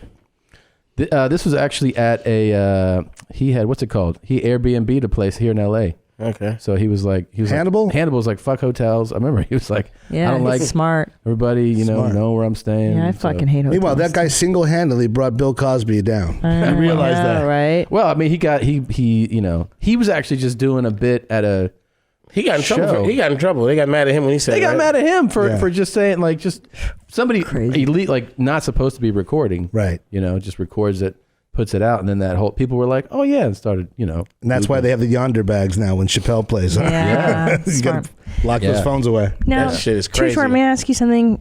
You don't think if you could find a nice lady who took care of you, cook for you, that you could wife up? Like, would you ever wife a lady up? I've been in relationships. I'm not devoid of relationships. Really? When's the last time you had one? I'm always in one. Really? I mean, like it's serious. Like seriously. They're all serious. Oh, like what? Is there no real love in your future? In my past, present, and future, there is. I'm telling you, you can't. I'm not a fucking superhero. You gotta have it. You gotta have love, of course. But I mean, is there a Mrs. Too Short in the future? Let's put it like this: the woman in my life understand what I do for a living, and it's don't let the music persona distort the reality. Okay, there's a heart in there. All right, I know. I want to see him. What do you think I do on Christmas? I don't know. Just fuck all of Santa's reindeers and shit. No, you stop being a player right around right when it gets cold outside. Yeah. And then you start back up like right around now. Right around Yeah, now. that's true. I think my dad did the same shit. Oh, yeah. That's when he would bring some girl around and like, here's your new mom. And I'm like, yeah, I know. Oh, he would have been a good pimp. And then come spring, no more mom. Yeah, I know. Yeah. Totally, dude. He could teach a seminar on He's that got shit. numbers. He's got numbers because he gets bitches just to clean his house for him and do all kinds of stuff. Pretty solid. Yeah. Wow. Yeah. Really knew how to. He knew. And then there's a lot of ways to go wrong with the shit too. Like I know a guy who was fascinated by the look of it and just the idea of it. So he went to an older pimp and he said, "Teach me the game." And the older pimp was like flattered. He was like, because the guy had the look. He was playing the part, but it wasn't really in him. Yeah. So the older pimp went for it. He's like, "Well, this is what you got to do," and he like really schooled him for like a long time, like 2 fucking years or some shit. And this guy figured it out, but he did one thing wrong. The first hoe he ever had was his girlfriend. Oh. And they had been together, and they were like absorbing all this pimp talking shit. Yeah. They're like, "Yeah, we're gonna do this." So what happens is she started working. She liked it. She liked hoeing. He at some point was like, realizing the dark side and realizing really inside him that he wasn't about that. Mm-hmm. Now he loves this woman. He loved her before they started this, and he's like in his mind trying to get her to take a turn with him, like let's do something different. She's like, "Fuck no, it's the money, it's that shit." Yeah. So she literally got to the point where she was like, "Well, you go." It crushed him. It crushed him. Yeah. He went from good kid to pimp to like church boy. Wow. He went straight to the church. Like it does that to you. You could end up in situations where you're so-called controlling these women and things happen to them. And that guilt, you can never get over that shit. No, that's when you go straight to the church. Yeah, you go out there and say, "Go to work, get that money tonight, baby." She never comes back ever in life, ever again. Like, whoops. Yeah. And whose fault is that? But luckily, white pimp. That's right. Take me away. And luckily, there's other hoes out there. So I was like, "She's dead anyway." Next What's up, bitch? pimp. Talk to you. Damn it. Now let me ask you this, because you are. That's the beauty of Too Short too. Is you can sing Too Short songs to your woman. Yeah. And then kind of mean it, but kind of don't. Yeah. Baby, I'm singing a song. I'm but just then you singing a song. Like, Oh. bitch, suck my fucking. Yeah, you think I haven't heard some of that shit over the years? Come on, man. What is okay? So you've been in rap games this long, all this success. What's the dumbest shit you've ever bought? Oh, I love this question. That's a great question. I'm dying to know this myself. Yeah. I think I had one time, the first time I ever negotiated for a big check. I remember the check arriving, and it was going to come in increments, like 4 checks that totaled about like $2 million. Nice. So I figured they were going to come quick too, because it was like, we don't want to give you all this money in one day. We'll give it to you over like 90 days or some shit like that. So the first one came, and logically knowing that there were more coming, I'm like, I'm fucking this one up. Yeah. So literally, it's the dumbest shit I could ever think of. It started, it was probably like 97, and it started in 1 week, I think I bought like $150,000 car. I bought a fucking $100,000 boat. I went and bought 2 fucking jet skis with a truck to pull them. Whoa. And a truck for the boat. Yeah. And fucking it was just like, it was a spending spree of you know what? This was the logic. You know what? I've been making this money and living this life, doing all this good shit. This one time I'm just gonna fuck it all off. Yeah. I didn't do it a lot in life, but that one time I fucked it off. And about 2 years later, I went on a good roll too, because I was like, oh, that new Beamer's out. Oh no shit, they made the special edition. Oh. So about 2 years, I thought I was like this baller dude and hip hop was kind of preaching that shit at the time. That was the bad boy videos and the bling bling era, and everybody was like platinum jewelry and diamonds and all this shit, and people were spending $1 million on videos and shit. It was just out of hand and out of control in hip hop. So I woke up, it was 1999, and all the talk was Y2K, the possibly shit could happen. The computers aren't going to reset. They're going to reset when they're not supposed to. The stupid Y2K shit, remember? Right, yeah. The world's going to end at midnight, 1999, when 2000 comes in. They're like, have bottled water, have everything ready to go. So it was 1999, the world was about to end. Yeah. And I looked out in my driveway one morning. I woke up. I had a big ass fucking house with like a driveway that you could, it was like a 3-car garage, but the driveway could hold like another 15 cars. Yeah. I walk outside my house, there's 3 cars in the garage, and there's like 8 cars in the driveway, and they're all mine. I'm like, I spend every day taking one of these fucking cars to the shop to get the stereo fixed or the rims fucking rotated or the guy. It was just so much shit. Yeah. And it was that moment, that little 2-year period, I just realized, you stupid motherfucker. Like, you really ended up with 8 cars. There's 1 driver. Yeah. And I've never done that shit. It was like a fire. So I even, at that point, something really great happened, because it was this whole end of the world shit. 2000 kicked in, the world didn't end. And I was like, damn, we got to do something spectacular. So I told like a bunch of my close personal friends, I was like, everything fucked up last year. I fucking lost every fucking dime I had. I think I'm about to lose my fucking house. I'm fucked. Because I used to be the guy who would always take everybody to dinner, you know, everything on me when we go out, and just everything, make sure everybody make money. I just wanted, it was an experiment. I was only going to do it for like 6 months or something. And I just told everybody for a lot. I was in the house organizing music files and doing some personal, you know, shit. I had all this music, all these files, all this shit. I think MP3s were new. I was converting all my shit to MP3. And I just really I thought the world was going to end. So I was like, I got a little free time on my hand, the world didn't end. So I played this trick, and guess what? Probably about like 95% of my friends just quit calling. Really? Yeah. Wow. And it was like, but in this industry, you kind of know that you have acquaintances and you have friends. Right. And I still have the same friends I had since fucking high school. So that just tells you how the shit went. But I just wanted to see, people say shit like this. You give a guy a $25,000 check for some shit he did in music. He's the guy who never had money like that. $25,000, you earned it, bro. He goes, man, I fucking love you. I will fucking anything you need. I will kill somebody for you. And that was always my like red flag. Somebody says, I'll kill somebody. I'm like, no, that's not what the check is for. Right. But as soon as that money's gone, they're like, like you got 25 more. You're like, no, you only earned 25. Yeah. Like, well, fuck you then, man. Yeah, yeah.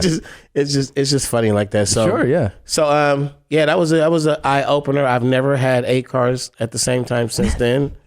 I don't take on a lot of fucking close circle personal friends, and Yeah. Smart. But you're in the circle, Kev. Smart. I'm in the circle. Yeah. I'm very fortunate. He has not betrayed the mafia yet. Not yet. No.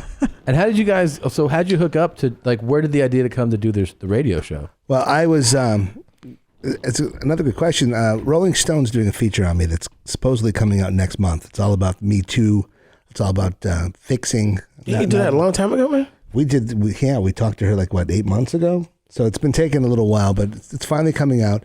I brought Amanda, the writer, down to meet Short downtown because I thought I'd give her a little cross section of some of the people I deal with. I fucked with a lot of people.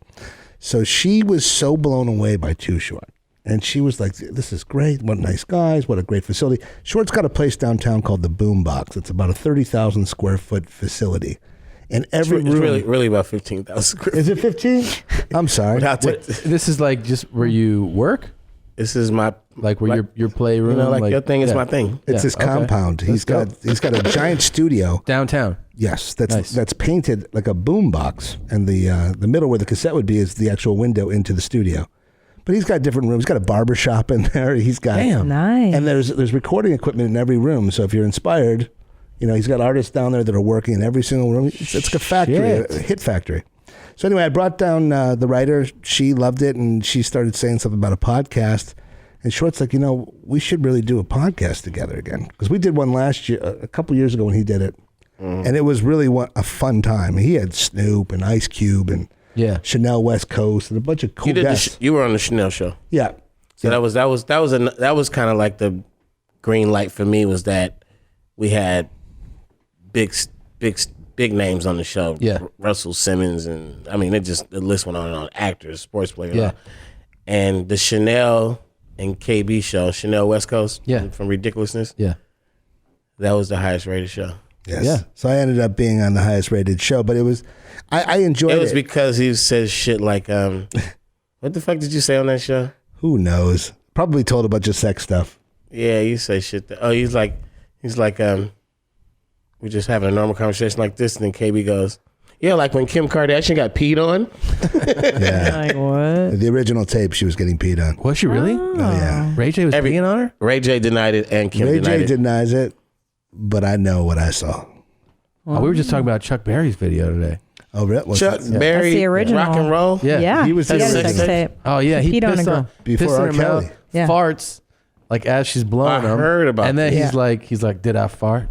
And she's like, yeah. He's like, yeah, sometimes I do that. So maybe R. Kelly saw that shit and he got Yeah, maybe. he had like a mentor kind of thing going on. True. Possibly. Yeah, I mean, look, there's a lot of sex tapes out there that you know about. All right, let's talk about the sex tapes we don't know about. Okay. Yeah, thank you. KB he's a cold brother. You know what he does? What's that? He's like, look at this shit. And he shows me his phone. I'll show him And pictures. it's all kind of people doing all kind of shit.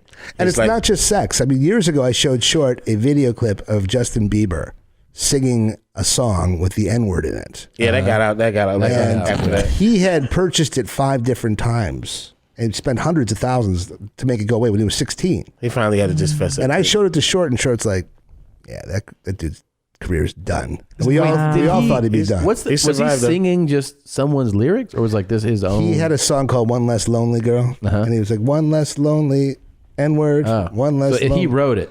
He was just like trying to get reaction out of his white friends, and they were all laughing along with him, but it was not nice. And granted, he was a kid.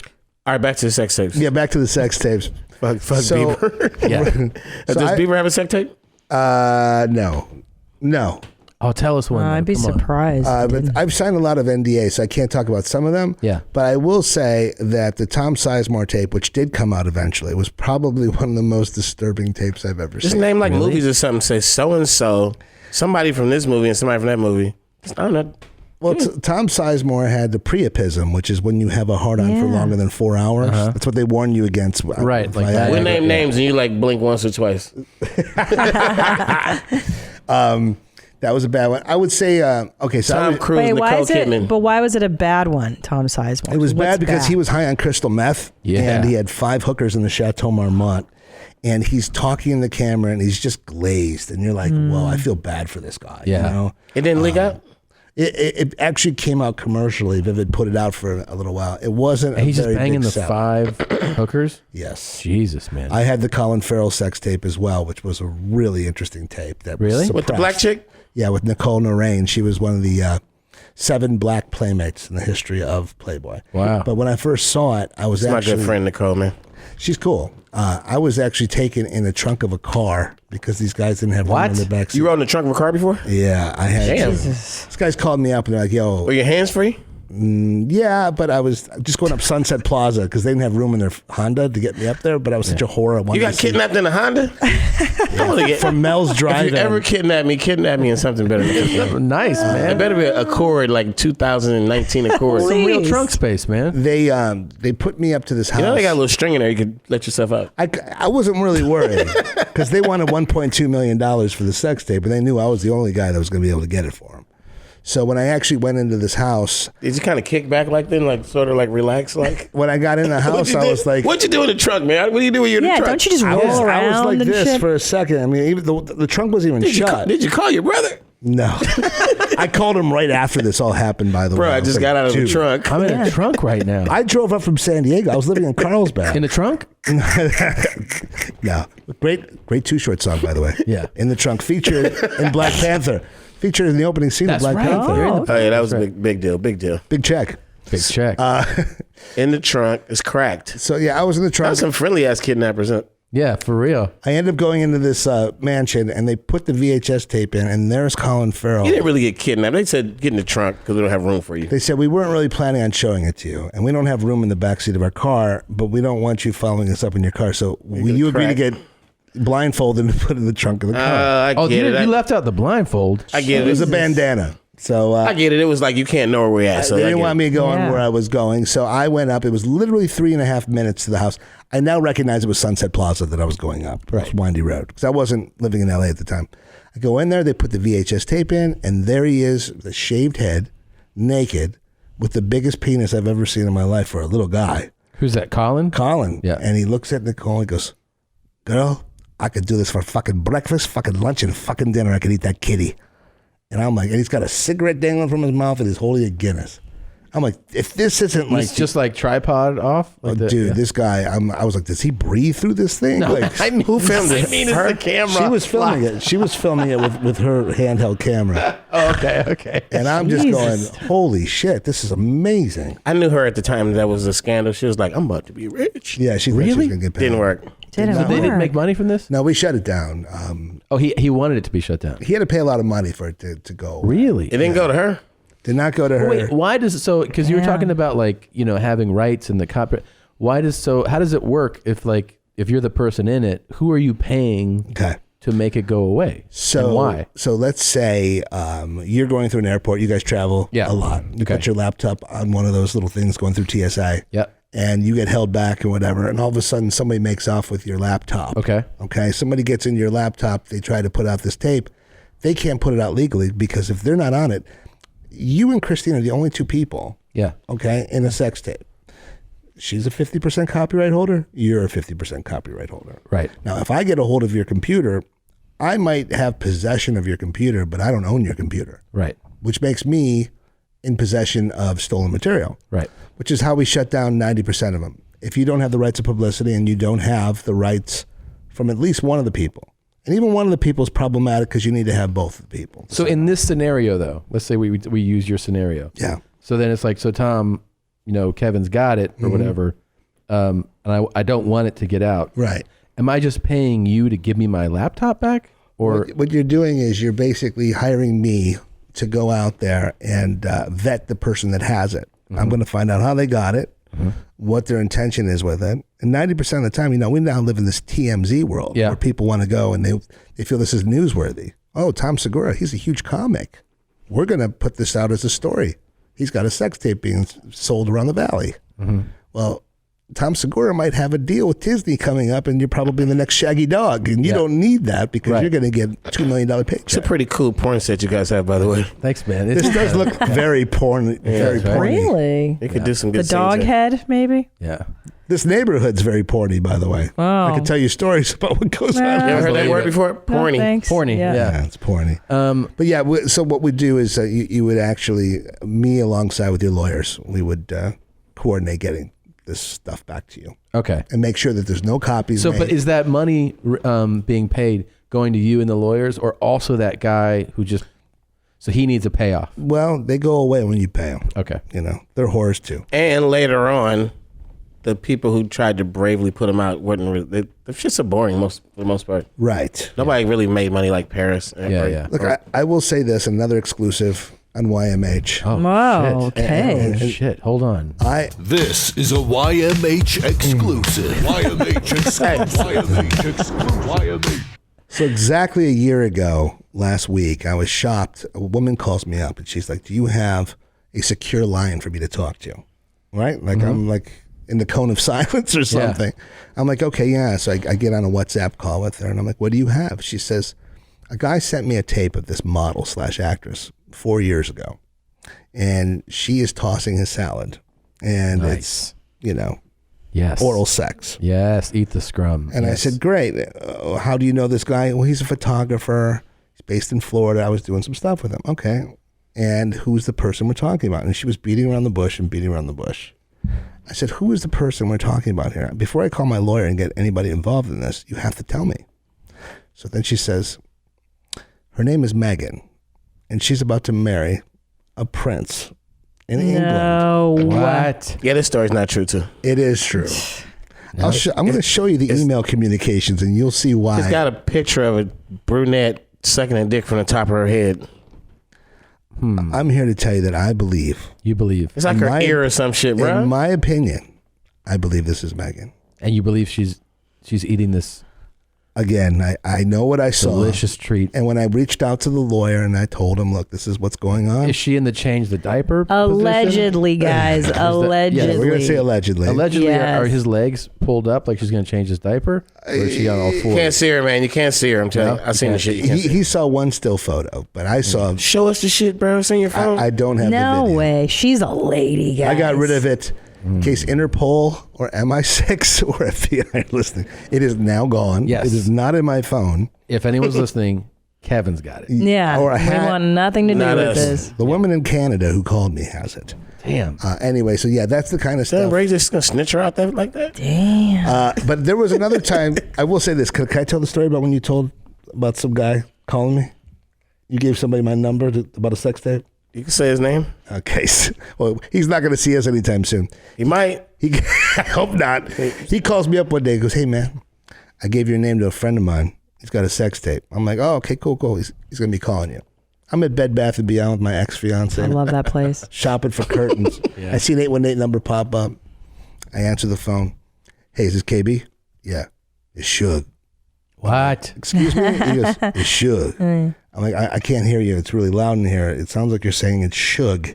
He goes, "It's Suge Knight." And I think it's my brother fucking with me. And I'm like, D-Money, come on, man. What you fucking with me for? And then I realized, wait, my brother wouldn't know the Suge Knight's calling me.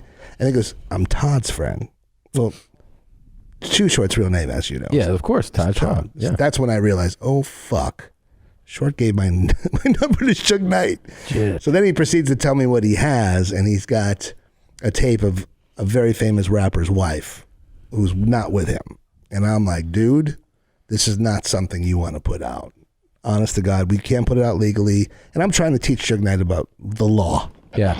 And he's like, well, fuck that. I'm putting this thing out. This is how much money. Did he mention the J-Lo one? Yes, with the Ohani Noah. That came to me a couple times back when the Oscar De La Hoya stuff started happening too. That's in my Rolling Stone article, by the way. There was J-Lo.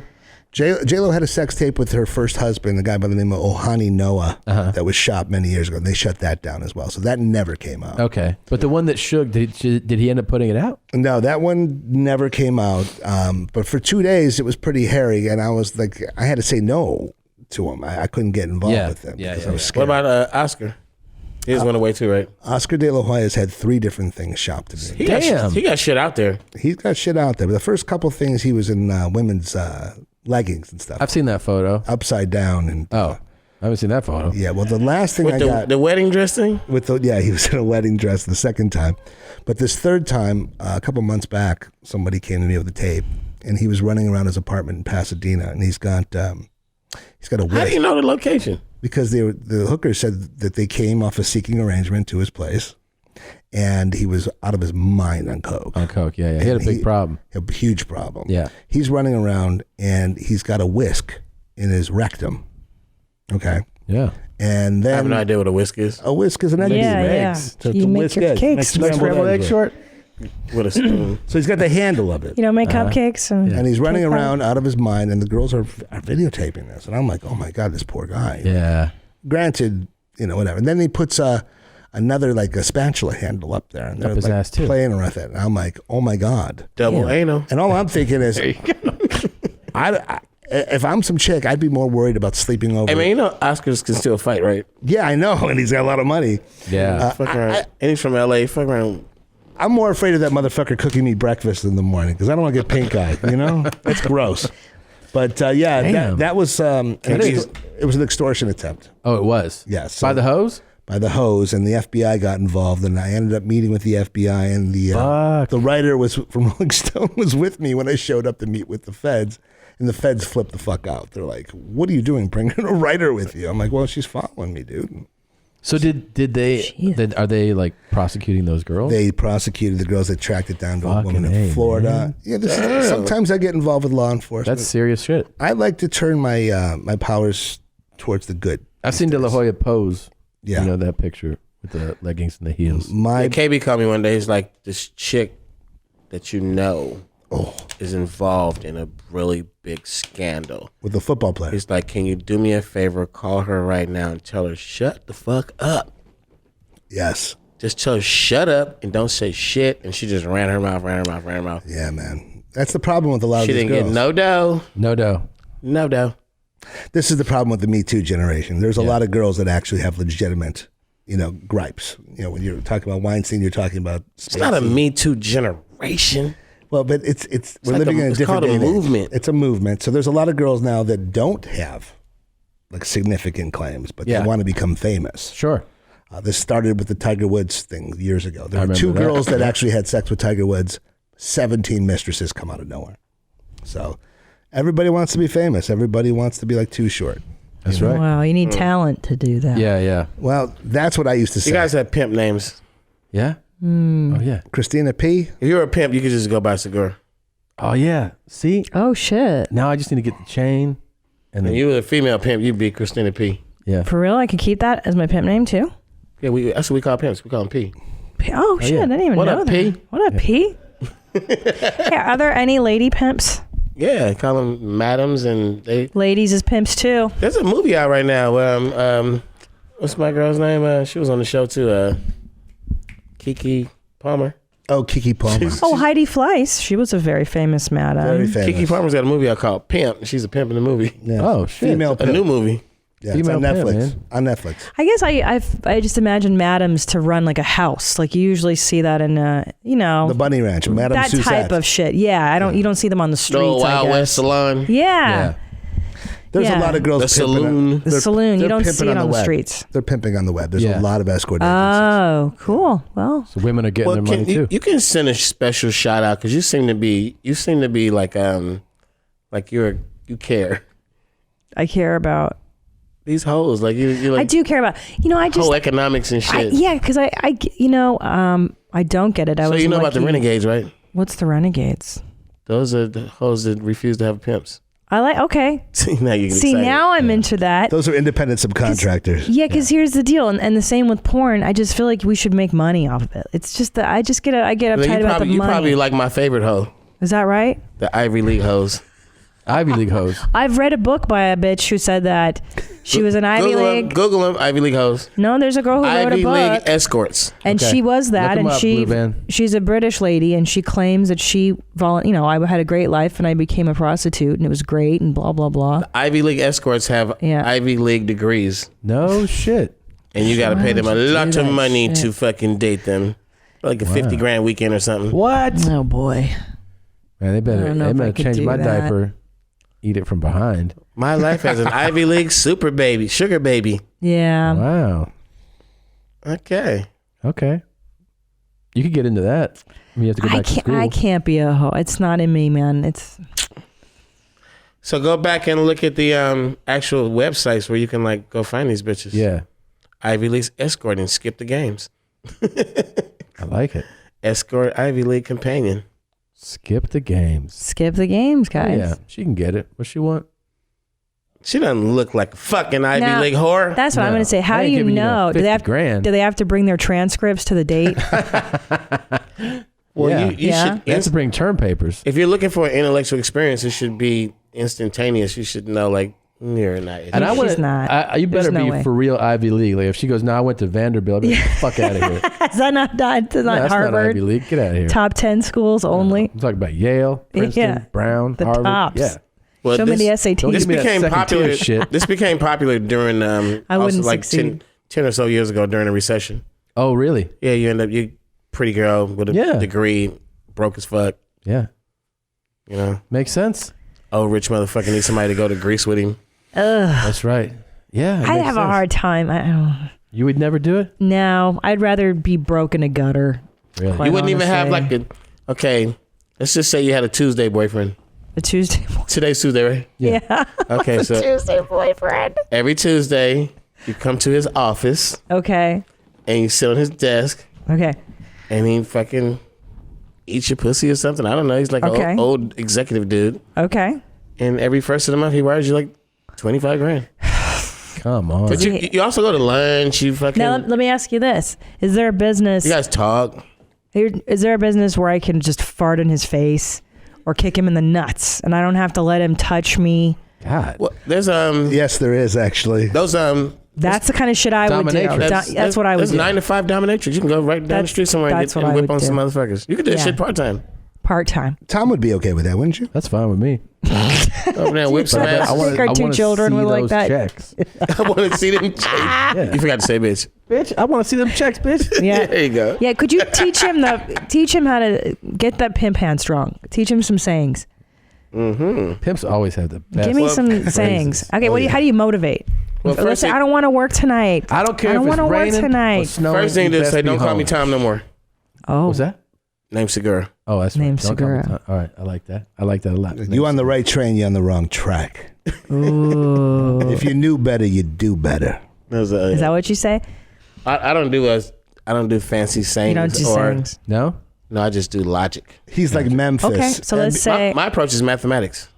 yeah. I'm tired. I don't want to work tonight. I'm real tired. Okay, just work Christmas. You take tonight off, work Christmas though. Oh, you're saying if I It's good logic. You got All right. one day or another. You know, you want Christmas off? You want to work? Wow. You want to take tonight off? I'm not. Yeah. I'm not taking you to the pimp and hoe ball. but I've been looking forward to that all year. Somebody's back there. They love it. They love it. Hey, call me Yeah. Segura, bitch. Call me Segura, bitch. Segura. Do you call them? Can you say bitch? They like that, or they get offended, or they get upset. No, you can't call you pimp. Imagine- bitch. You can't say bitch. Not to your pimp. No. Not No, that no, but you can call the girls. You can't That's say. their, "Hey, that's bitch." their name. Oh, hey, Yeah. bitch. Yeah. I remember those documentaries taught me. he's they taught me daddy. about bottom bitches and like that. was Yeah, the who's whole your bottom? Do you have a bottom? Did you have a bottom bitch?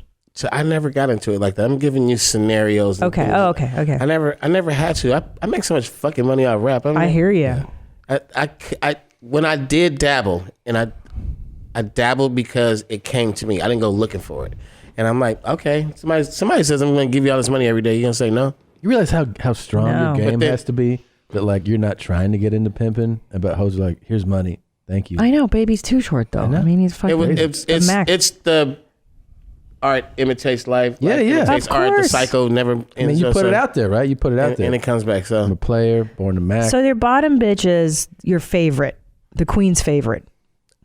hypothetically, it is the most solid one in the crew, who is the most trustworthy, Yeah. who sometimes has seniority, and who, either has the temperament and the skills to co-pimp with you. Oh, wow. So she's even elevated above. She kind of helps you in business. You should be able to leave town for like 3 weeks and your bottom bitch hold it down. You're kidding. I did not know when that. you get back, she's secured the bag. The money's there. And damn, everybody's still happy. And dude, I'm telling you, we should really get into this. I know. We got to get into prostitution. Here's the thing, too. They have movies about that and it doesn't end good. Oh, I know. Now, Pimpin' and Hoeing's the best thing going. may I ask you this? And this might be a stupid question, but I'm assuming they've all been stupid questions. Okay. I know. I can't help it. They're all hypothetical questions. I love you so much. Okay, so I'm assuming it's a cash business. You don't take a fucking credit card. You're too interested in pimping. way too Fascinating. interested. I've been seeing documentaries about this shit. What's the P for? Watch the Pajitsky. It's a terrible ass. I'm a fucking. It sounds like Pollock. It sounds kind of pimping. Is it? Hard as fuck. So I don't understand why every woman's a fucking stupid idiot. Okay. So listen, Pajitsky. So you get out. It's a cash business. You're a Pizimski. I'm a Pizimski. You're a Pizimski. Pimpskitsky. Pimpitsky. Pierogi. Pimpskimsky. So it's a cash business, but you can't put that fucking cash in the bank. What do you know what I'm saying? Where do pimps put the cash? You put it in the mattress? Credit union. What do you mean? Credit unions take that kind of money. Oh, okay. But pimps, it's in the mattress. Yeah. Come on. It's like I don't know. Everybody has, you got to figure that part out yourself. See, he knows, but he's like, I'm not telling you. Yeah, I saw him get real uncomfortable. He did that. He's like, you can have that conversation. His off cameras mic. going, all this shit. Yeah. Hey, so where's your cash? Too Laundering. short? Not you. A hypothetical. What's the address? Where's that? You sew it into the lining of jackets and shit like that. I don't know what you would do. I really don't. Hey, can we do a show together? You wanna do a show? Live on stage? Yeah. Like I'll do a set and then you do a set. You close it out. That'd be amazing. Do stand-up show and then you come out, blow the doors off with some, with the hits, man. We'll do Blowjob Betty. Yeah. Oh. But we got to do it without the dissolved part. No, I'll fucking get the words right. What was that line again? I said, bust left nut, right nut, inner jaw, sperm on her cheeks is all dissolved instead of all she saw. So I fucked it up. It's all dissolved. Fucked it up. It's dissolved. I don't know, man. She rubbed it in. It would never dissolve. You should have thought that one. I know. I should have thought about it. Shit gets sticky. It's still, you still see it. It's still there. That's right. It's there like years later. It's still there. It's in there. Bagaki. I think it's still in her dead ass fucking Betty's throat. Just Oh hanging my out there right now. God. What does she look like? Can you describe her? I always picture her like Betty Rubble from the Flintstones, but that's not accurate. Oh my God. Just tell me, she what does looks she like look all the like? other Elizabeths. What does that mean? She's just a girl next door. Yeah. Just a girl? Was she a brunette? I haven't really dealt with a lot of hookers that look like hookers. You know what I mean? Oh, okay. Like literally like good girls turn bad. Yeah. Ooh, she's a good girl. Good looking hoes. Okay. All right, let's say it again. The show. You guys are doing Blow the Whistle. Dash Radio. Dash Radio. Yes. And the new album that's out. It's called The Pimp Tape. The Pimp Tape. And it is everywhere you want to look for it. It's everywhere. Very educational. He's got huge rappers and huge I'm even collaborations. contemplating doing a G-rated educational music. Really? What? Just because that music is so infectious. Yeah. That I'm thinking we're in a time and day now where different learning tactics, are I like it. Are being experimented. What would you rap about though when you're G-rated? Just like anything? Just electric company shit. Yeah. Okay. Sesame Street shit. Yeah. We love Sesame Street. Would you guys like to hear some titles of songs off the new album? Love to. Definitely. It starts off with Go Short Dog. Yeah. It goes into Break a Bitch. Mm-hmm. That's the second track. And then Tables featuring Snoop Dogg. Break a bitch. The hook is, are you a pimp or a hoe? I like that. Which one are you? Ain't My Girlfriend. I'm a pimp. Ain't My Girlfriend is my favorite track, and it's the best music video you'll ever see, by the way. You'll have to Google that one. All right. The video's pretty funny. Track number 5 is Give Her Some Money. Hey, I like that. You like Talking about that? strippers. Okay, strippers, not the But hoes. still, they're getting money. No, strippers deserve that money. Track 6 is Save All That Love. Because For there's your boyfriend. Yeah, for their boyfriend, because daddy Not- don't need it. Okay. How to be a player. Don't bring that shit up here. How to be a player with E40. Yep. Anti-I. We got pull your trophies out. Don't shoot, which I'm assuming is not a gun. It's kind of Black Lives Matter-ish. Then we have a Dr. Dre interlude. Give Me Back My Eyes. Only Dimes is the track number 13. That's with G-Eazy. And then Twerk Train. The Dream is on there also. Twerk Train's another good one. There's a lot of cuts on this, by the way. Good girl, Chanel West Coast is on Chanel Twerk West Train. Coast. Oh, shit. And then my favorite is Pop That Pussy. That's track number 19. Oh. That's the one my mom likes the most. Of course. Yes. Pop that. It's not what you think. That's also a very socially conscious song about a victim of prostitution. Not Oh, really? who in the end of the song she triumphs. There you go. And when I she, like it. And she pops that pussy, the pimp, in the end. Oh. That's what the song is. And That's then she sad. pops him. That's sad for the pimp. I mean, he was doing stupid shit. Man. I also like He was being a gorilla pimp. He was being very aggressive. Oh, his pimp hand was strong. Too strong. And he beat her and she ran away. Uh-oh. And then he came across her. Like when I came across Blowjob Betty, Yeah. I killed her with the nut. He literally tried to violently murder That would her. be on my album. Like, get the shovel. Get the shovel Oh, in the for rope. God's sakes. I love that you guys are Too Short fans. Sociopath. Of course, That man. is the best part of this whole thing. Of course. I'm super Who excited. isn't? Who isn't grow up? That Didn't dog's grow pretty up scary with with those eyes open like Oh, yeah, it's freaky. It's stupid. Yeah. There's people that like to wear that stuff, and then they wear harnesses and butt plugs with dog tails on them. We make fun of that You stuff. fuck with a dog head? Yeah. Most of them have unicorn heads, though. Yeah. I know who you're Ask your talking host. I'm sure they can tell you some stories. Some pup play stories, yeah. Yeah. Pony play. But this was a thrill. Thank you guys very much Thank for you coming. guys so Thanks for much. having Kevin us. Blatt, Stain to Too pee. Short dog. Thanks for coming, man. Appreciate it. All good, man.